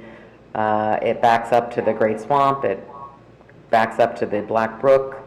There are a lot of special historical features of it that have been featured from the Chatham Township Historical Society. You can read the marker in front of Noe Pond that says it's a pre-revolutionary pond. It functioned as a dairy farm. There's wonderful pictures of ice being taken out, and it's back when people had ice boxes. So it is an historical part of Chatham Township, and I'm just deeply saddened by this news. So we'll see what happens. Next up is Philip Enkel. I hope I pronounced the last name correct. Very good. Philip Inco, you have the floor. Please identify yourself. Hi, Phil Uncle from J Road. Wanted to add my voice to those who are saddened by the news of Noe Pond and the sale of the property and the potential development of that property. And I reflect on the discussions about the Charlie Brown site, and I guess a question for the committee, which is, assuming things don't go well in the affordable housing negotiations and ongoing litigation and discussions, help me understand, please, what an owner of a large tract of land in Chatham could do under a builder's remedy lawsuit, so we understand a little bit the implications of what could potentially happen to the township if we don't succeed in our affordable housing requirements that are state mandate. Thank you. Thank you. Albert, the part of that question that involves the builder's remedy lawsuit, and could you shed any light on that? And again, we don't want to get too speculative, but can you give some context to that, please, Albert? Yes, Mr. Mayor. In its simplest terms, a builder's remedy lawsuit allows the builder to override the then existing zoning for a parcel of property. So that means that the builder can make a proposal to the court, and the court will review that proposal in terms of the ability to develop the property. In essence, it takes the planning process out of the municipal hands and puts it in the hands of a third party. In terms of density, there is, under the COA rules, a presumptive density of 6 units to an acre. However, that is not what is applied in actuality. The number of units to an acre is much higher that's applied in practice and as a result of litigation. But the COA rules a minimum presumptive density of 6, but that's just the starting point. It goes more higher. I can give you more detail on it, but as I said, that's just the simplest explanation that I can think of at this point. Albert, the only thing, if I could add to that, would be that we're in a situation where if we have a builder remedy, the court will allow all the builders that join in, whoever's in line first, to step in and build everything we need to get until we build out through inclusionary development our entire obligation. Right now, the township has negotiated for something approaching half of that obligation because of a vacant land adjustment. So the stakes are a lot higher than just, it's not an apples and oranges kind of comparison, I don't think. And I just want to clarify, because there's a lot of new people on this, so I'm kind of trying to listen with their ear. But the reason that the courts would listen to a builder's remedy lawsuit is because there is an affordable housing component that is provided. So I just want to make sure that that's understood, that that's basically what gets them a seat at the table. Correct, that you are correct, that providing for various housing opportunities is a constitutional mandate in New Jersey. And as Frank just said a moment ago, you don't have to, one builder doesn't have to fulfill the entire obligation. That can be done through a series of builders, even if the builder is only supplying 1, 2, or 3 units. So it is an obligation that has to be met, and it has to be met through either one or multiple builders. And as I'm going to say, well, most of us on the Township Committee have done any and everything that we possibly could to avoid a builder's remedy situation. And we certainly hope we don't end up in one going forward, because we are proceeding with the court-ordered plan, the schedule for the hearing on the 17th. We're proceeding with the planning board hearings. We're proceeding with ordinances tonight that will further that settlement agreement, and in keeping with what the court is asking us to do to stay on track, so that we do not have our builders' remedy protection taken away from us. And the next 2 items on the agenda will be advancing those goals. Yeah. Greg, anyone else with hands up? We do not have any new hands up. The only hand up is someone who already spoke, so we can move on to We'll close this public hearing and move on to the next item on the agenda, which is public hearing final adoptions of 2 different ordinances. Greg, would you start us off by reading the title for ordinance 2020-14?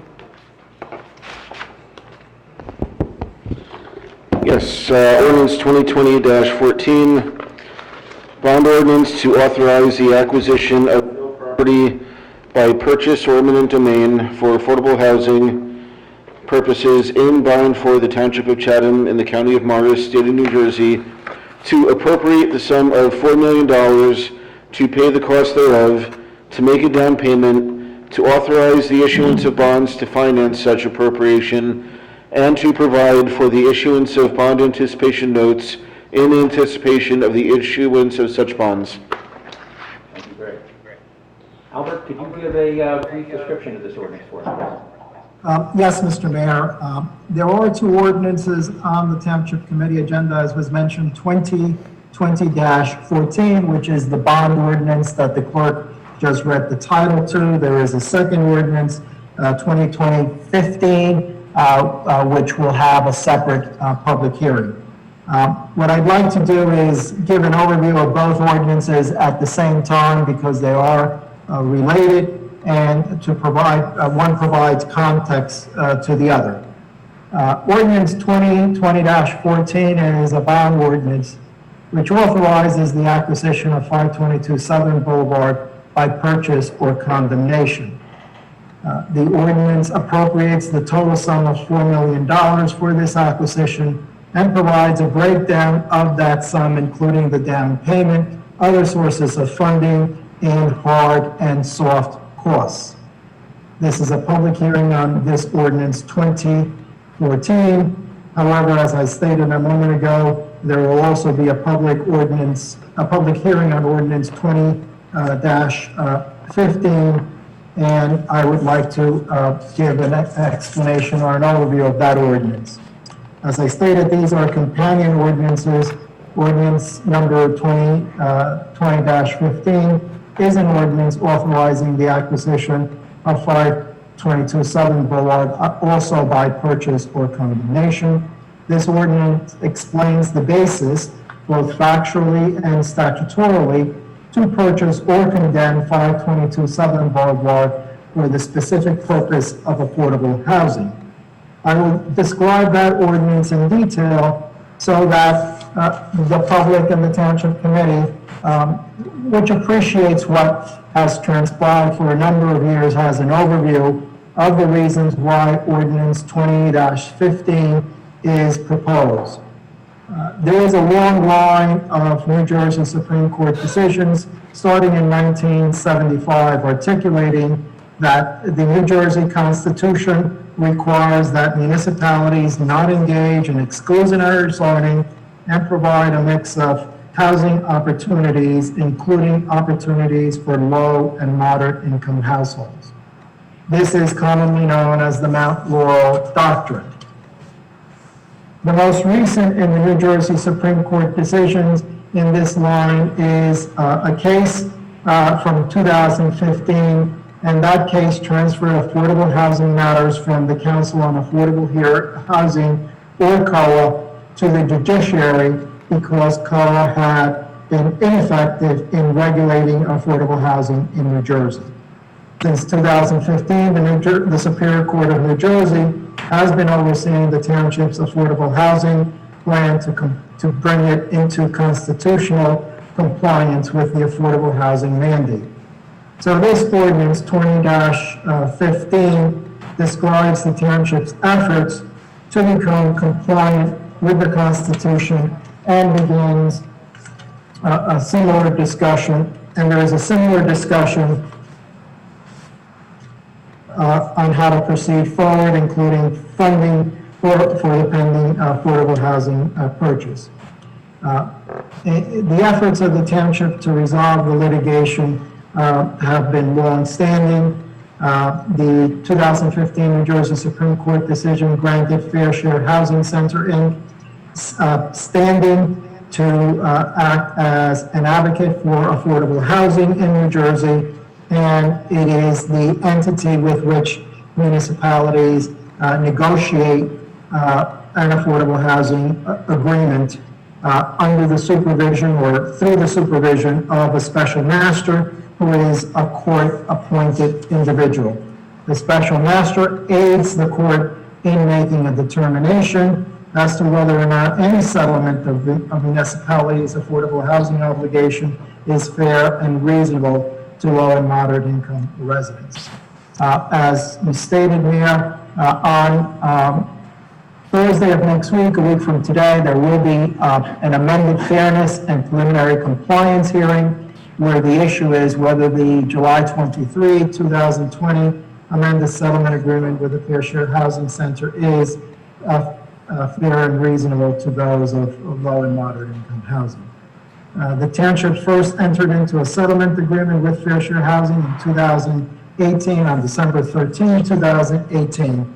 That agreement fixed the municipality's obligation at 387 affordable housing units.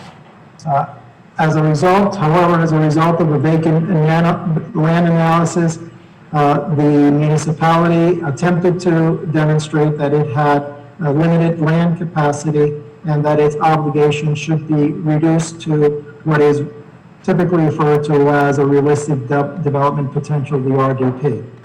That RDP, through the December 13, 2018 settlement agreement, was calculated at 200 units. Those 200 units would be satisfied by a combination of mechanisms, 8 units as a credit for original contribution agreement with the City of Newark from 30 years ago, the extension of affordability controls at the existing affordable housing development in the municipality at Vernon Grove for 72 units, and 24 units at the skate park, 24 family rental affordable units at the skate park. That left 74 units to be achieved through 100% municipally sponsored development at site or sites to be determined. The mayor explained a moment ago the choice the municipality had between using inclusionary and 100% municipal affordable development. If you total all of those credits, it is 178 credits, and there are associated bonus credits with the family rental and the 100% municipal affordable housing site of 24 and 60. So there are 50 bonuses, and the township has been able to meet its obligation by combining those two elements. The bulk of the obligation, as you can see, was through a 100% municipally sponsored development at sites or sites to be determined by July 22, 2019. That was the agreed upon deadline. The December 13, 2018 settlement agreement was the subject of a fairness and preliminary compliance hearing on February 22, 2009, and that December 13, 2018 agreement was approved at that time.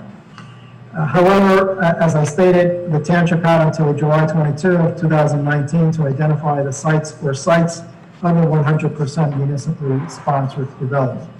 The municipality obtained several extensions to identify the site or sites through the beginning of this year because the municipality was having difficulty identifying a site or sites that could be utilized for affordable housing, for 100% affordable housing development. Because the township had not met the original deadline of July 22, 2019, on January 10, 2020, the township filed a formal motion to extend the compliance and temporary immunity and to extend the time that the municipality had to identify the sites. That motion, after a series of extensions by consent, that motion was met by opposition by the Fair Share Housing Center, Inc., and the Fair Share Housing made a cross motion or filed a cross motion to terminate the township's builders immunity from builders remedy lawsuits. After that motion was cross motion was filed, but before it was decided by the court, the municipality, through the sponsorship and through the oversight of the special master, engaged in negotiations with the Fair Share Housing Center. The negotiations resulted in an amended agreement on March 12, 2020.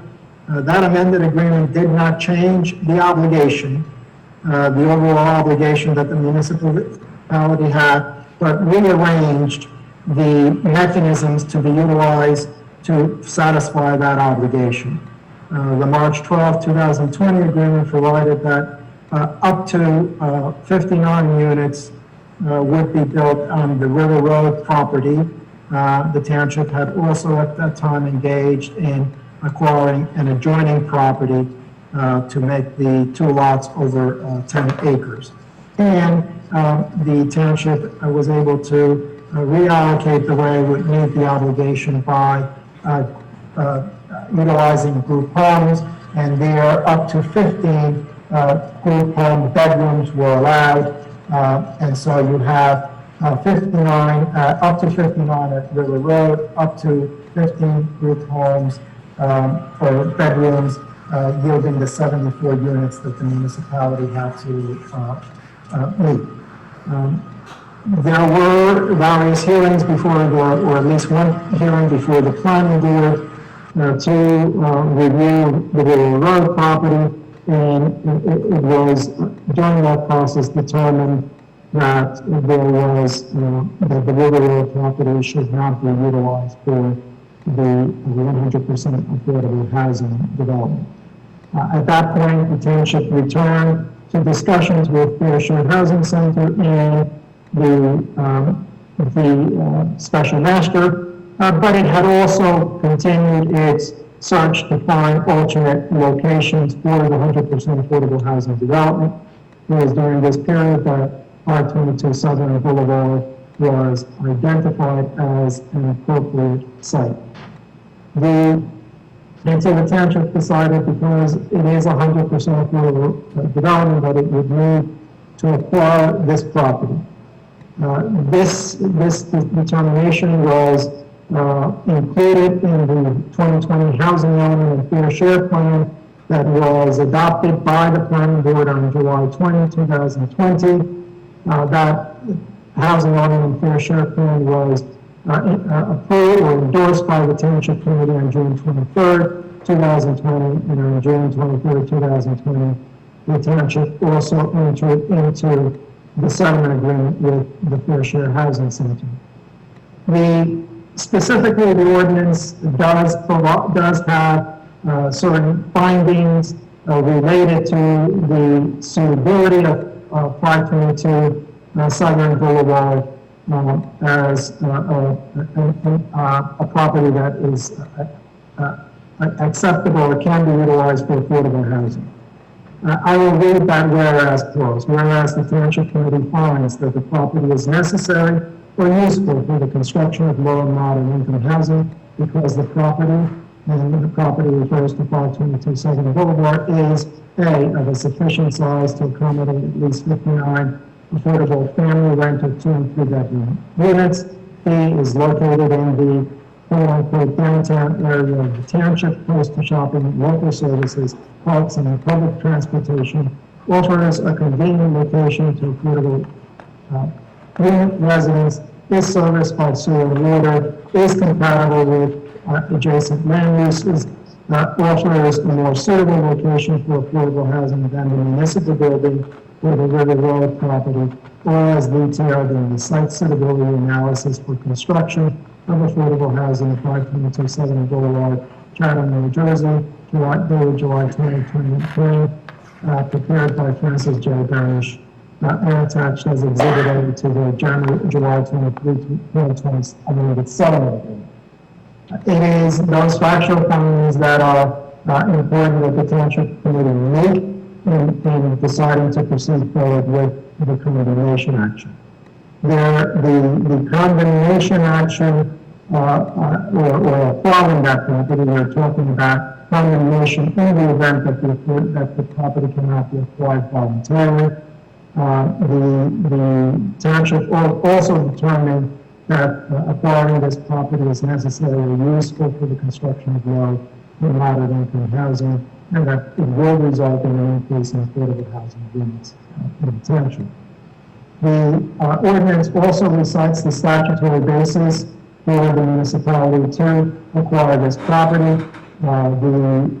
That statutory basis is found in the local lands and buildings law, NJSA 48:12-5, parentheses, small a, and parentheses 1 and parentheses, and that statute allows municipalities to acquire property by purchase, gift, devise, lease, exchange, or condemnation. The specific authority for municipality to acquire property for affordable housing is found in the Fair Housing Act, and that is the statutory references NJSA 52:27, capital B-325, which also provides that the municipality may purchase, lease, or acquire by gift or through a purchase, lease, or condemnation real property for the purposes of affordable housing.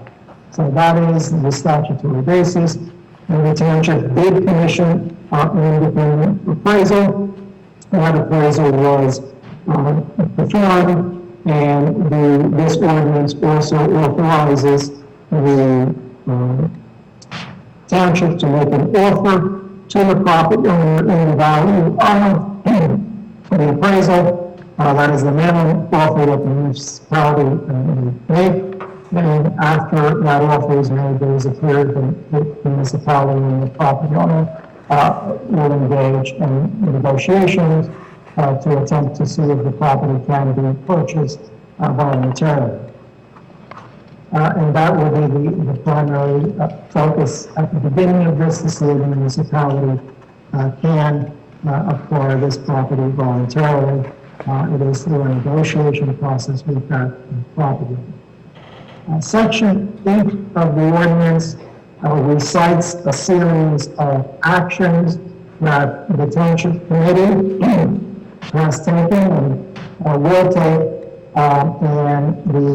starting with the following documents. These are all documents that the Township Committee has either adopted or endorsed, and these documents are referenced or identified in Section 8 of the ordinance, incorporated by reference, and I ask that the Township Committee take notice of these documents.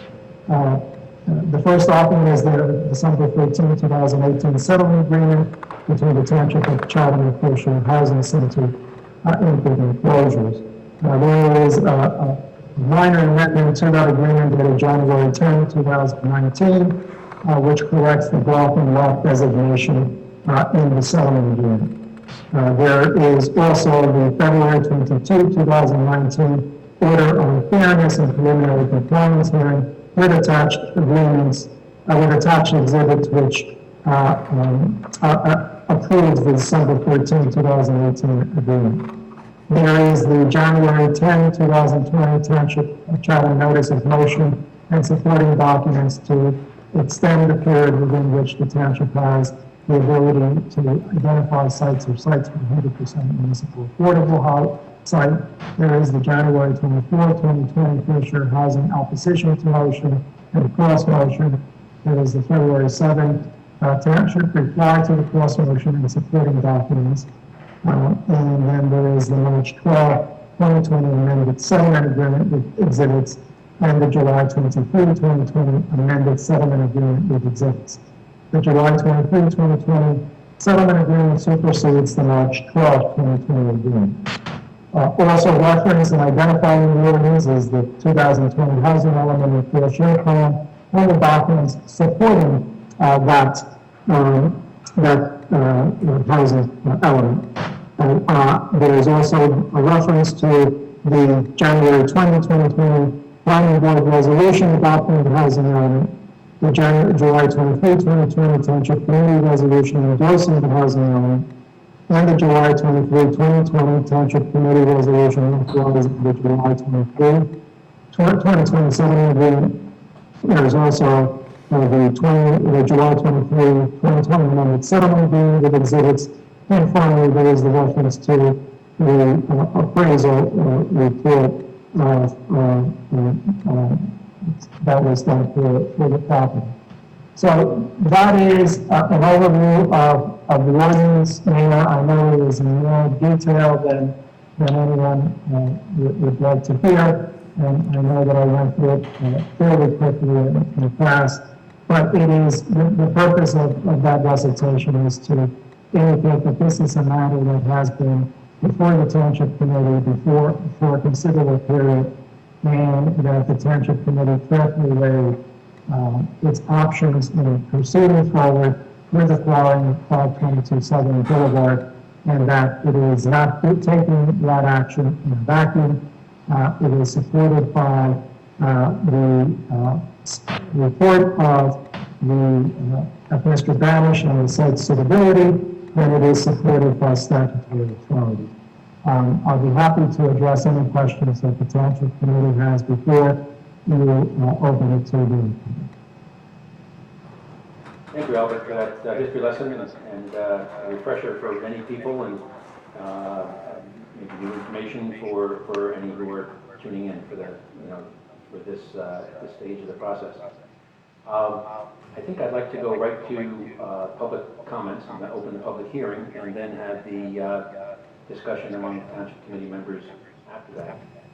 So we will open up the public hearing on ordinance 2020-14. This is limited to questions on this particular bond ordinance. We will have a separate public hearing on the second ordinance. Again, please raise your hand and be recognized, and state your comments and questions. Thank you. First up is Dan, you are now active. Yeah, Dan Miller, Green Village Road. I have a couple of questions. If the property at Charlie Brown's is purchased and something should go awry through legal battles, so on and so forth, you know, something unforeseen, does the township have the ability to resell that property and possibly do something to enhance our business district, whatever? And the other question I have is for Albert. He just rattled off a whole bunch of decisions. Could he please just tell me how many of those decisions were made in 2020, those court decisions? Were made in what, Dan? In the year of 2020, all those court decisions that he just rattled off, I didn't catch how many were done in 2020. And then, of course, the other question, you know, our ability to resell that property if possible, if needed. Are those your two questions? Anything else before we go over to answers? Yes, sir. Very good. Thank you. Yeah, no, that's it. That's it. Thank you. I think they're on our website. Yes, all of those actions are listed on the affordable housing page on our website, and there are dates associated with them if anybody wants to, you know, look more closely at them. I'm not sure, Albert, the number of those actions that were made in 2020. Well, Mr. Mayor, I think Mr. Miller's question is slightly different. At the beginning of my explanation, I referred to Mount Laurel decisions in the Mount Laurel document. The ordinance only cites to 4 New Jersey Supreme Court decisions. The first is from 1975, the second is from 1983, the third is from 1986, and the fourth is from 2015. The initial Mount Laurel decision in 1975 established the Mount Laurel doctrine and the need for municipalities to not engage in exclusionary zoning. And as these decisions have been further refined by the New Jersey Supreme Court, the need for municipalities to provide a realistic opportunity for its fair share of the affordable housing for that region.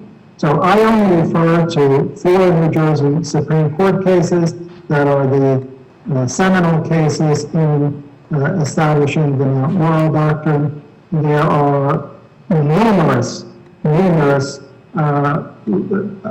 trial court decisions, appellate court decisions in this matter, but they're all consistent with the Mount Laurel doctrine. The Mount Laurel doctrine has been settled law in New Jersey for 45 years now. So I think that's the question Mr. Miller asked in terms of the actions. If you're speaking to Township Committee actions, the ordinance does have all of the specific dates that I referred to, and those actions date from 2018 through 2020. So it is a period of 2018, 2019, and 2020. Thank you. Thank you, Albert. The other question that Danny asked was, does the township have the ability to resell 522 Southern Boulevard at some point in the future? You know, I'll take a stab at that as a layman. I mean, that's a simple question, but a complex answer. I mean, we would have to solve our affordable housing obligations some other way, and you know, that opens up all kinds of permutations. I guess the owner of a property always has the ability to sell it. So if at some future date, when they become the official owner of this property, my layman's point of view is that technically we would have the ability to sell it, but that's an awfully hypothetical situation that it's hard to imagine all the other pieces that would have to fall into place for that question to even come up.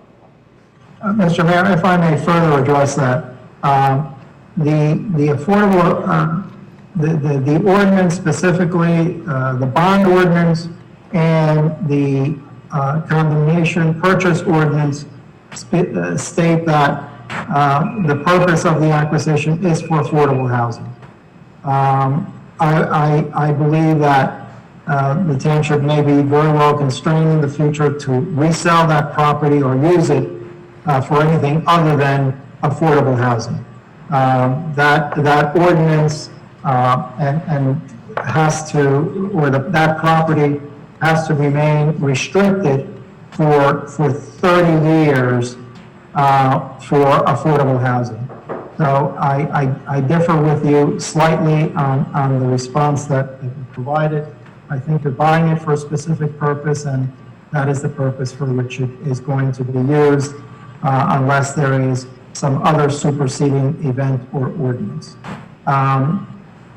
The second or the rest of that question is, again, I really don't want to speculate as to what may or may not happen.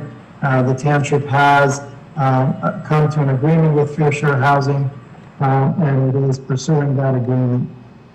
And I will leave it at that and not speculate as to what may or may not happen. Thank you, Al. Anyone else with their hands up, Rick? Yes. The name is Riansh, R-I-A-N-S-H. Riansh, you have the floor. Could you give your name and address, please? You'll need to unmute as well. Can't hear you yet. You have to unmute. Still nothing coming through at this end, sir.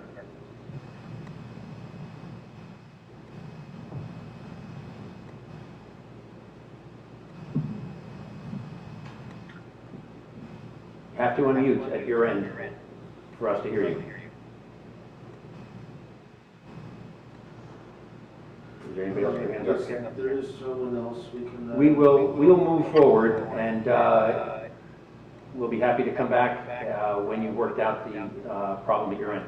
Thank you. So I'm going to go to Paul. Mr. Mayor, he just unmuted. Oh. Nope, just unmuted, okay. Could you give your name and address, please? Well, they already deactivated only. Okay, I'm back. Riansh, You have the floor. Riansh, you have the floor. You got Paul Heitlinger here, by the way. I'm unable to unmute, so you might have to go back to him. Okay. I'm just unmuted. Can you just hold on a sec? Greg, have we have the floor to somebody yet, or are we still trying to get it? They've unmuted, now they just have to start speaking. Okay, go ahead, please. Please identify yourself and go forward.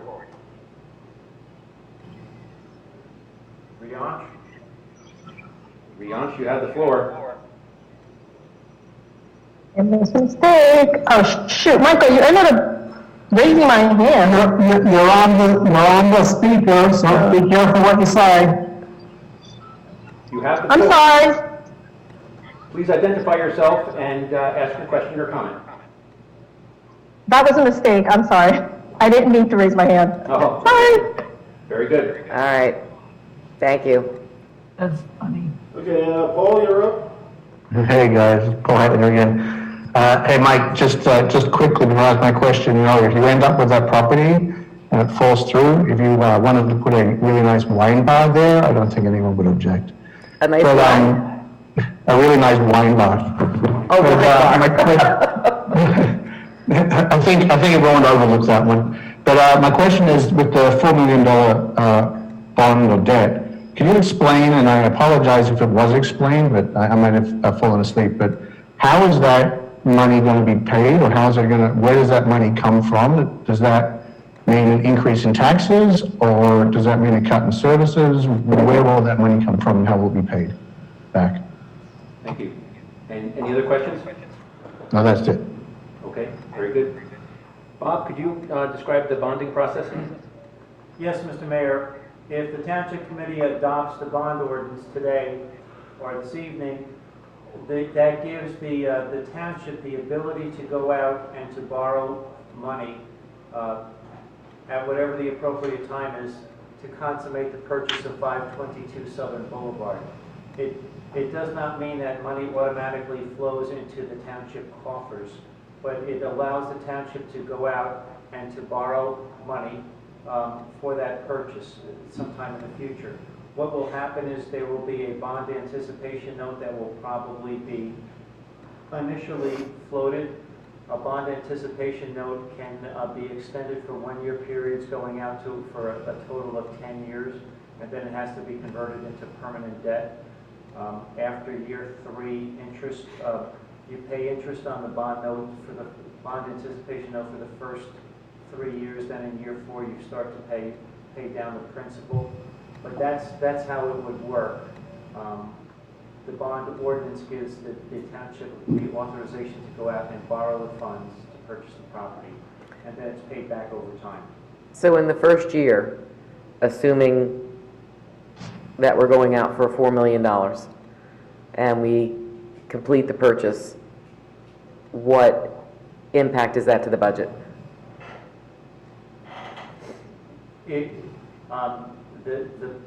The budget would not go up $4 million if that's what. That's you mean. my question. It would go up based on the payment of the bond anticipation note. So that would be calculated. You know, it would go up at How much, there's a certain percentage that you have to pay as part of your bond, is it? Once the note is put into play, there's a 5% down payment, if that's what you're referring to. Yes. That has already been included in the 2020 budget as a down payment on this bond authorization.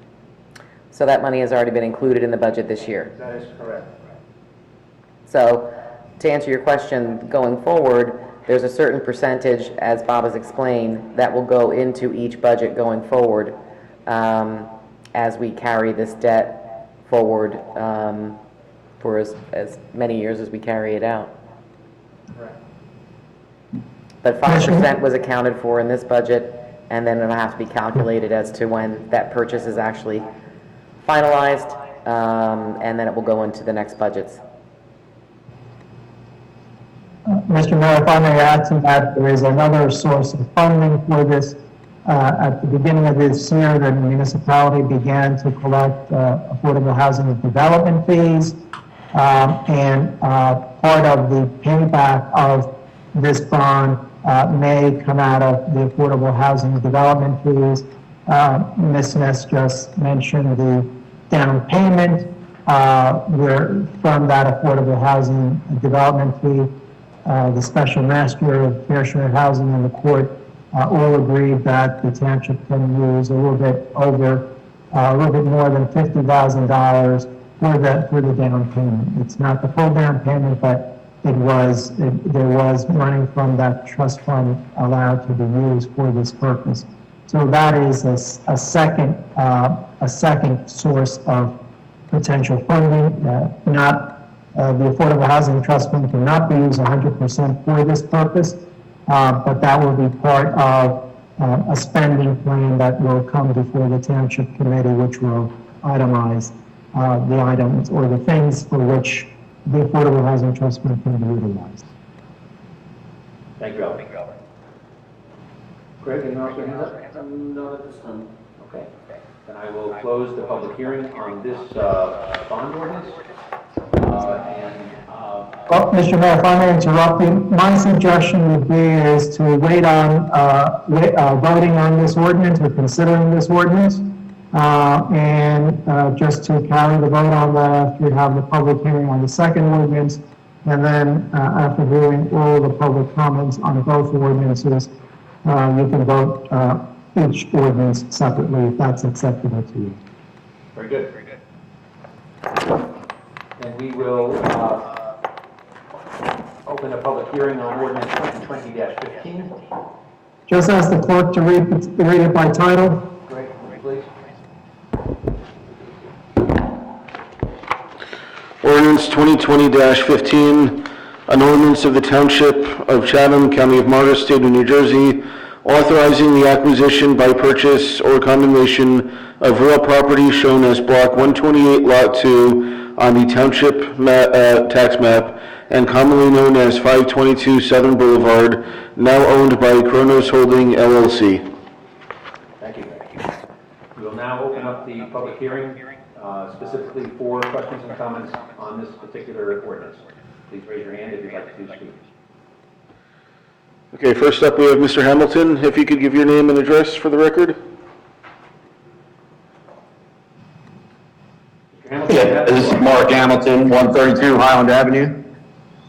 Just want to make sure I'm off mute. Yes, we can hear you. Yes, we can hear you. Thank you. I understand that this is public comment limited specifically to the ordinance that's before the committee right now. But I am compelled, and I hope you will indulge me respectfully, to just spend 20 seconds addressing the response to my earlier comment with respect to Zoom meetings. And just to say, and this is part of the problem with Zoom meetings. There is a public Yeah. hearing on all those topics at the end of the meeting, and we are going to keep this topic on this particular subject for now. So I'm going to ask your indulgence to wait for that general purpose hearing, which is about another 6 or 7 items down on the agenda. So please, if you have any... Got it, after everybody has left off. Understood. Okay then, well then again, not addressing the Zoom format, beyond to register my disagreement with this unilateral imposition on the public.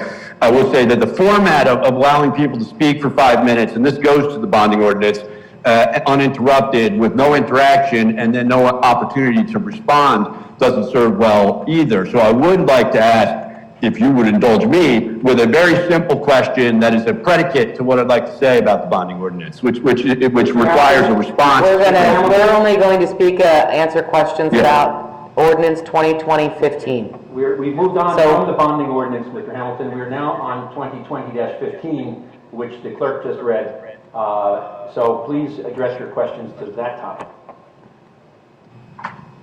Okay, my question is this.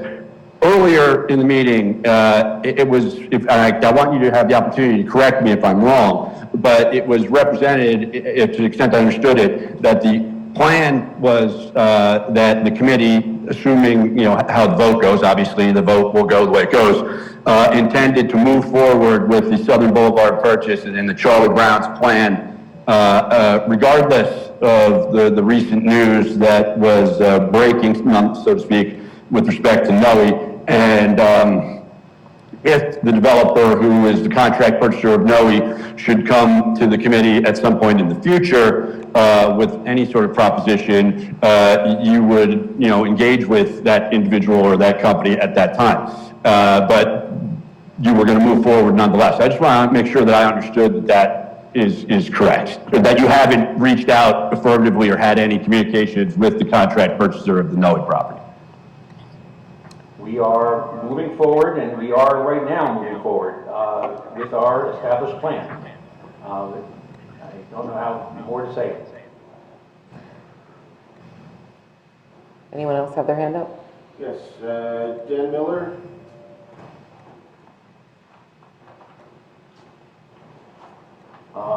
Dan Miller, you have the floor with ordinance authorizing the acquisition of 522 Southern Boulevard. Yes, Dan Miller, Greenwich Road. My comment on this is, I think it's a bad idea to move forward with combination. I'm not saying it's a bad idea to acquire the Charlie Brown's property, but to throw the full weight of government power at the owner of the property, prior to good faith negotiations being over is really a terrible threat. It doesn't enhance negotiations. It doesn't bring about a good feeling on someone who's trying to set a problem, and it should not be used. I think here in Township we're better than that. I think in Township we're fair people that want to act fairly with whoever we're negotiating with, and therefore, you know, we should simply negotiate. If we get what we want, and if we don't, then, you know, move on to plan B. But, you know, saying you're going to do this or we're going to condemn it and get anyway is really an unfair way to act towards any business owner, property owners, especially business owners that at one point we were told weren't going to be predatory towards during the pandemic. All that being said, it sets a bad example. It sets a bad precedent because, you know, what happens next time? What happens if this doesn't work out and have to, you know, decide to put it somewhere else? Are we going to go to different people in town, this precedent? It may be a different committee makeup, okay? You know, because setting a precedent here could be 5 years from now, could be 8 years from now, could be 12 years from now. You know, and say, well, we've set a precedent of condemned property. So now, Ms. Miller, you know, we'd like to condemn you don't want to sell it, but we're going to condemn it, we're going to take it anyway. It's a bad precedent, it's an unfair way to negotiate with somebody, and it should not carry out, and that's my, thank you. Thank you, Mr. Miller. I will say, Dan, that it's not our intent, and it was never our intent to move forward in this fashion. We had been speaking with the owners of Charlie Brown's for a while. They came to us with a proposal to... Ms. Ness, I don't think it's appropriate to discuss negotiations or discussions with the property owner in public. Those should be private. I understand Mr. Miller's concern, but the town is not unmindful of its ability to or its responsibility to acquire property and voluntarily if at all possible. So there's really, I think it's not appropriate to go into the details of that kind of negotiation. Well, it's frustrating, and I appreciate your point of view, Albert, and it's just frustrating not to be able to talk about the efforts that the Township Committee made. So, we'll move on. Yeah, I will say, just, there was no question there, really, it was a comment. And I just make the comment that it is the Township Committee's intention to pay fair market value for this property. And I would take exception to anyone who claims that we are taking a property which has a for sale sign in front of it. So we are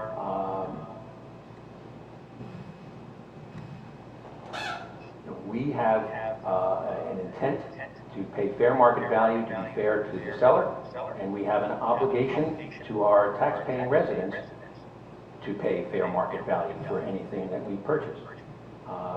Mr. Miller is on the record with a series of letters to the editor where he is opposed both to condemnation and he's opposed to any tax increase.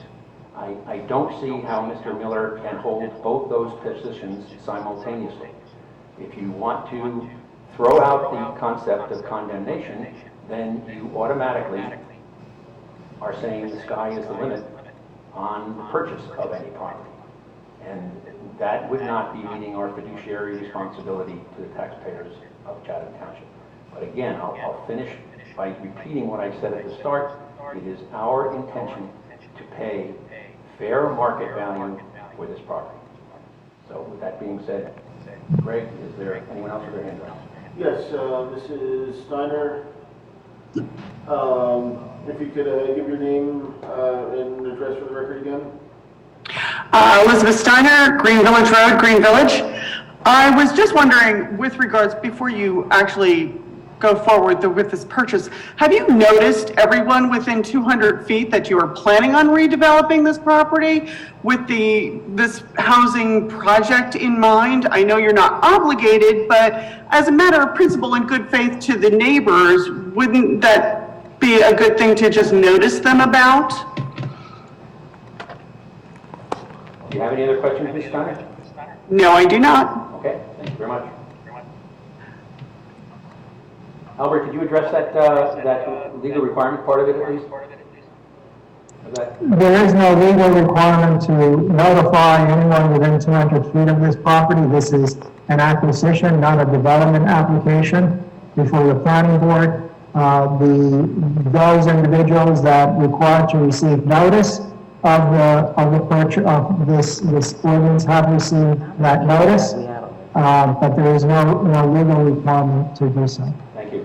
And I will say that Deputy Mayor Ness and myself reached out to the residential neighborhood that's closest, the Sunset Lake neighborhood, and they graciously invited us to earlier this summer to come sit in their backyard and share the plan with all of the neighbors there. So. And to hear their concerns. I think that was in June. Or May, was it in May or June? I think it was in June. But this has been an ongoing discussion with ongoing comments since, I'm going to say May. At almost every meeting, we've discussed something having to do with moving forward with the purchase of the Charlie Brown's property or 522 Southern Boulevard. I have to stop saying that because Charlie Brown's is no longer going to be no longer in existence. But so this has gone through a lot of discussion, and as Mike said, we reached out to the neighbors early on in the process and sat with probably about 30, maybe 30, 20? More than 30, yeah. More than 30 people, socially distanced in somebody's backyard for about 3 hours to go through some of their concerns on the property. So, and we're willing to listen to any of the comments that any of them have and answer questions as we go through this process. And certainly, as it starts with the planning board process, where it's going to become more fulsome, and there's going to be a look at the wetlands and all of those things with regards to the development itself. Those things will be fully vetted, and everyone will have ample opportunity to go through this. I think we've used the example before as the Dixie-Dale development and the skate park development was before the planning board for about 1.5 years. So this is a long-term process, and there'll be lots of opportunity for comment and input. Thank you. Greg, next person with their hand up? None at this time. Very good. So we're going to move both. We will close the public hearing on this ordinance, and I will open it up for any public, any comments among Township Committee members. Any comments on the first ordinance, 2020-14, the bond ordinance? In that case, I would entertain a motion to adopt ordinance 2020-14. Can I have a... So moved. And a second? Second. Thank you. Great, could we have a roll call? Mrs. Ewald? Yes. Mrs. Fundaco? Yes. Mrs. Schwartz? Yes. Deputy Mayor Ness? Yes. And Mayor Kelly? Yes. Motion passes. Thank you very much. And we'll move on to ordinance 2020-15. Were there any questions or comments among the members of the Township Committee? No. I guess I just want to reiterate that the discussion about this property has been going on for a while now and will continue for a long while to come. So people will have more opportunity, especially as Deputy Mayor Ness had mentioned at the planning board level, where we'll get into a lot of the details of the development. Thank you. Any other comments after that? In which case, I'll entertain a motion to adopt ordinance 2020-15. So moved. And a second? Second. Thank you. Great, we have a roll call. Mrs. Ewald? Yes. Mrs. Fundaco? Yes. Mrs. Schwartz? Yes. Deputy Mayor Ness? Yes. And Mayor Kelly. Yes. Motion passes. Thank you. Next item on our agenda is the consent agenda. Greg, could you read the resolution, please? Okay.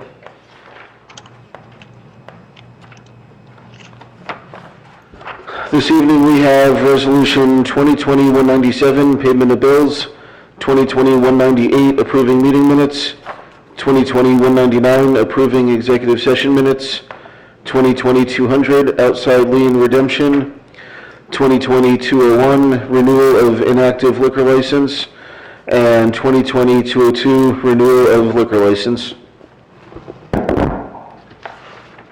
Good.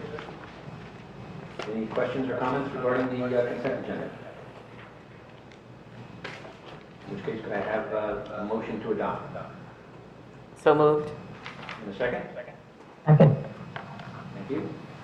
Okay, roll call. Mrs. Ewald? Yes. Mrs. Fundaco? Yes. Mrs. Schwartz? Yes. Deputy Mayor Ness? Yes. And Mayor Kelly. Yes. Motion passes. Thank you. Thank you. Move on to resolution 2020-203. Greg, if you're juggling paperwork there, could you read the title to that resolution, please? Resolution 2020-203, resolution of the Township Committee of the Township of Chatham authorizing the mayor and township clerk to execute an agreement with Sterling Sun at Chatham LLC for conveyance of a group home lot on Hillside Avenue. Thank you, Greg. Albert, I believe you asked for a chance to explain this, but I'll warn you, I'm going to put you on the 5-minute clock. So you got it. Thank you. Well, the resolution is fairly self-explanatory. The heading, as you know, the property along Hillside Avenue was rezoned to allow for a subdivision of up to 5 lots.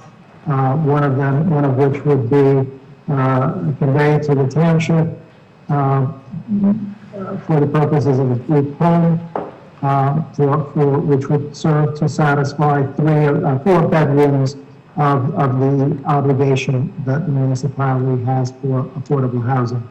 This was part of a request by the developer to rezone that property, and it memorializes that the developer will apply to the planning board for subdivision during the month of September, and convey the property to the township by the end of this year. Same thing. Do we have any questions or comments about from members of the Township Committee?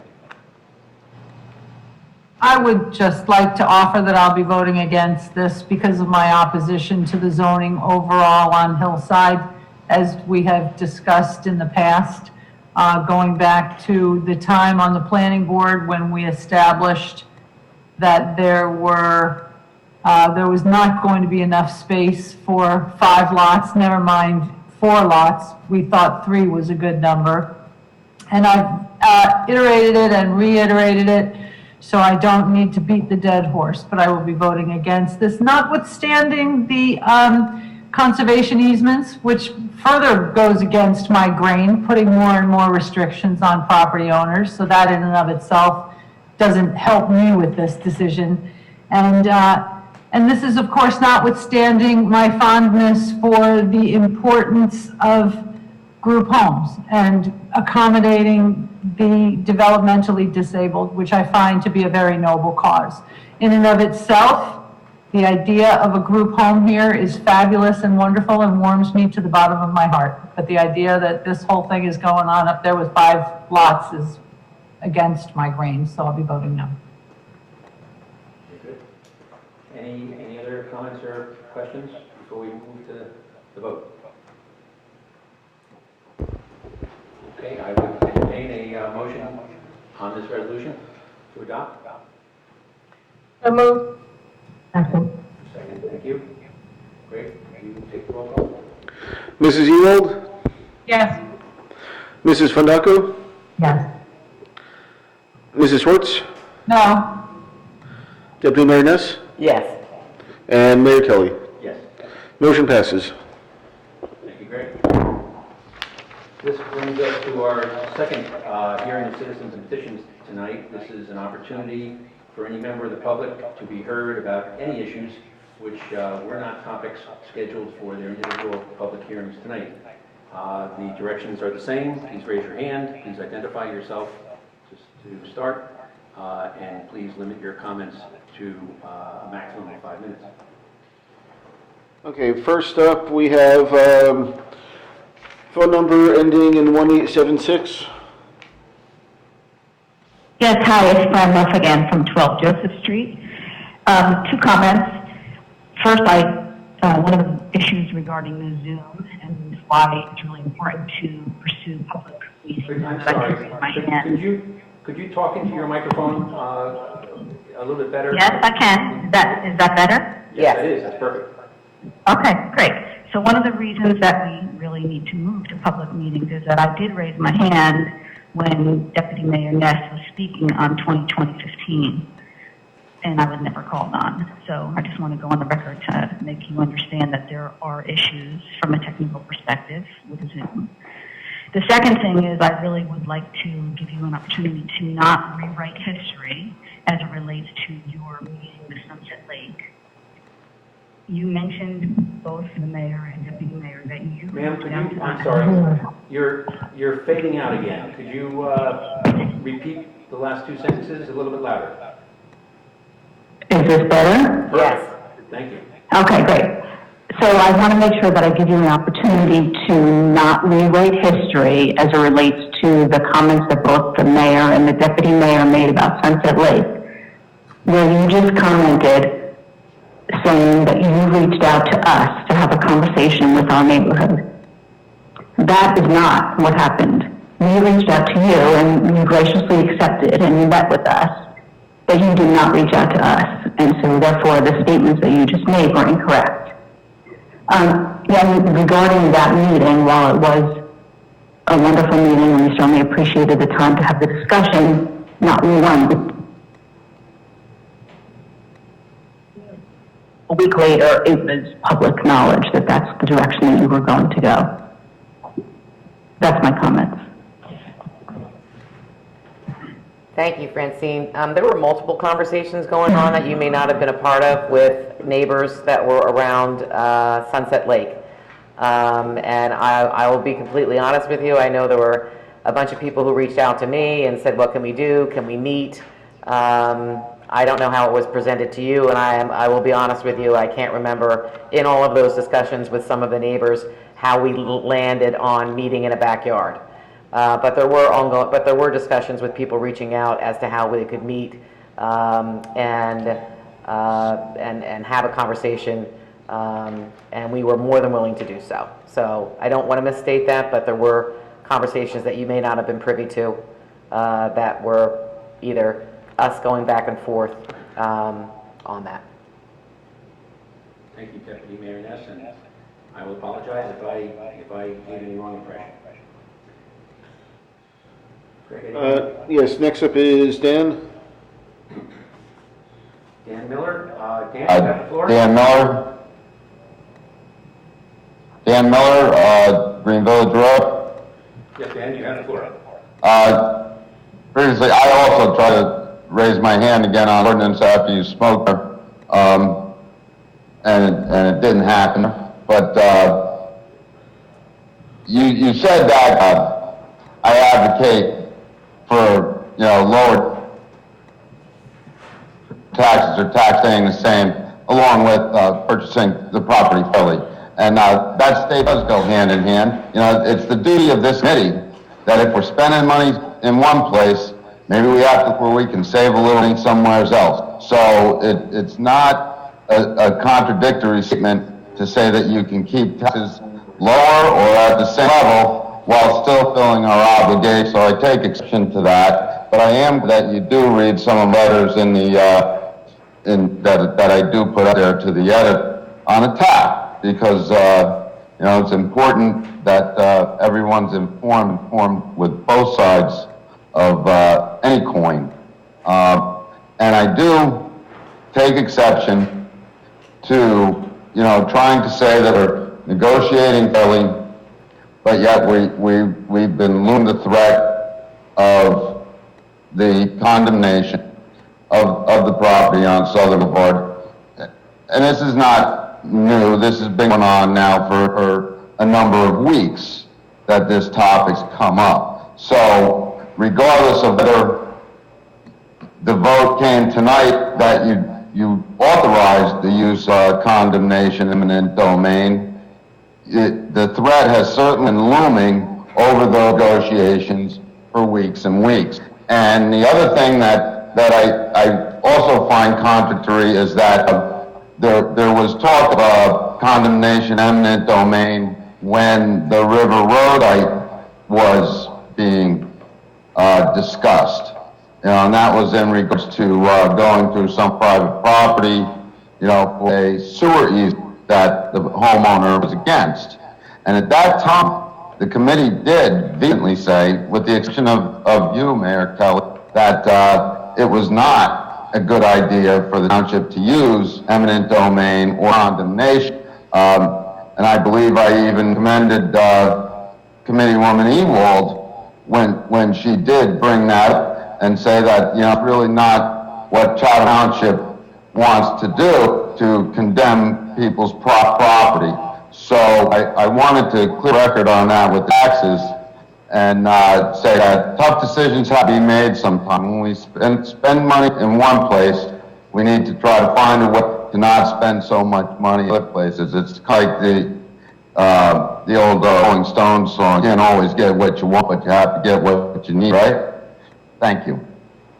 Thank you. Next. Next, Greg. We don't have any other hands up. Okay. Then I will close the public hearing. Actually, just in at the last second, Mr. Hamilton just snuck in. Mark, you have the floor.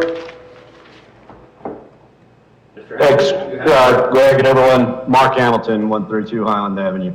I'll be brief, as I know I need to be, and just say, again, getting back to the subject of the Zoom meetings, because I didn't have a chance to respond earlier. I just want to, again, clarify for the people still listening at home or participating in this meeting, what was discussed and a couple things. First of all, as I understood it, Mr. Hoffman, in addition to reciting all the hurdles that had to be jumped through with regard to air conditioning and what have you, also indicated that at the end of his remarks that the room only holds 9 people, but yet 100 people or more can participate by Zoom, and that obviously it was a preferable choice to allow for the 100 people rather than the 9. My question would be, why not 9 plus 100 more?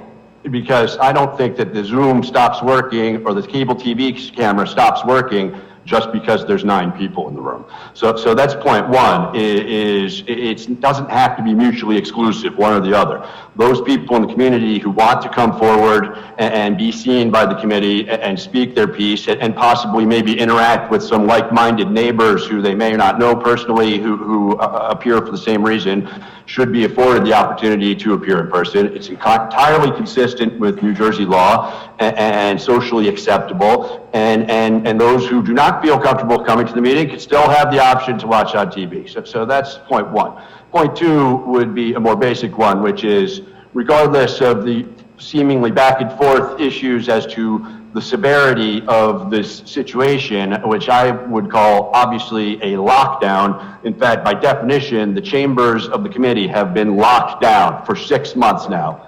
I think during that 6 months, especially facing these air conditioning situations, everything else, accommodations could have been made to find an alternative site. Perhaps get an extension cord that runs the camera down to the gymnasium just down the stairs so you can have more than 9 people. So I would just like to take this opportunity to reiterate that it is time for public meetings to resume And I think the people of Chatham Township would like them to resume, and I hope that the committee will seriously reconsider and explore options for getting members of the public back before you as soon as possible. Thank you. Thank you. Just a quick response to Mr. Hamilton. I think that there was some selectivity in the items that you responded to. There was a lot of explanation there about the need for the upgrading of the filters and the ultraviolet lights. And I think that those are impediments that we still have to resolve. I would ask Mr. Hamilton to his understanding that if we did open this meeting room for 9 on-site audience members, it would require asking them questions about their health. It would require taking their temperature. It would require somebody at the door to turn away the 10th person, and I think that would bring with it a serious negative repercussion. We don't want to turn away anybody that took the time to drive down here. All of those hurdles would exist whether this meeting was in this room or down at the down in the gymnasium. Well, we couldn't be in the gymnasium because No. the gymnasium, we don't have the system's not set up that way. We can't run an extension cord, and it has no air conditioning. And I think that or heat. Bottom line, I think that Mr. Hamilton's frustration should be better voiced to the the health officials and the state leadership, that when they feel that it's safe to reduce the 6-foot social distancing, that would allow us to get more people in here, and we look forward to that day when whether it's a vaccine or a lower infection rate or whatever it might be that could get us going in that direction safely, we would welcome that chance. But safety is our main concern, and I think that Mr. Hamilton is incorrect in the position that he's taking on this. We have closed the. No, I guess Greg, any hands up? No new hands at this time. Okay, close the public hearing. We've come to the end of our agenda. What are we going to do, second executive session? Albert, are you prepared for a second executive session? Do we need to have one? Well, I leave that up to you, Mr. Mayor. If you and the Township Committee feel that you concluded the 2 items that were under discussion, then there's no further need. I would like to have just a few points clarified, but I can address it. Yes, I agree.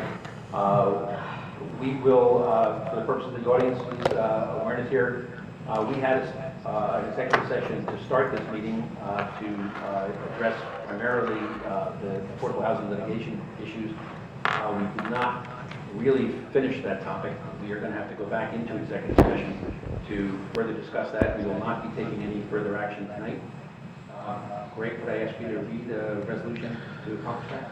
Yes, it's going to be Resolution 2020-P-24, Resolution of the Township Committee of the Township of Chatham and the County of Morris, State of New Jersey, authorizing conference of the Township Committee with the public excluded, whereas NJSA 10:4-12 of the Open Public Meetings Act permits the exclusion of the public from a meeting in certain circumstances, and whereas the Township Committee of the Township of Chatham is of the opinion that such circumstances presently exist, now therefore be it resolved by the Township Committee of the Township of Chatham, County of Morris, State of New Jersey as follows.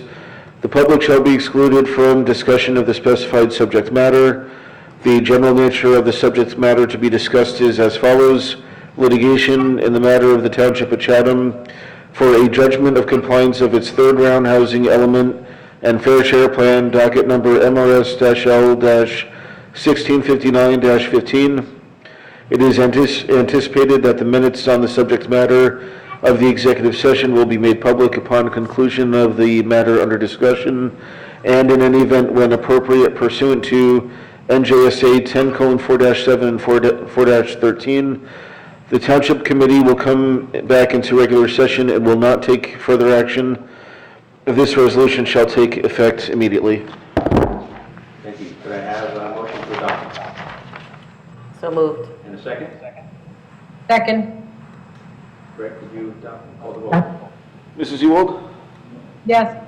Mrs. Fandacco? Yes. Mrs. Schwartz? Yes. Deputy Mayor Ness?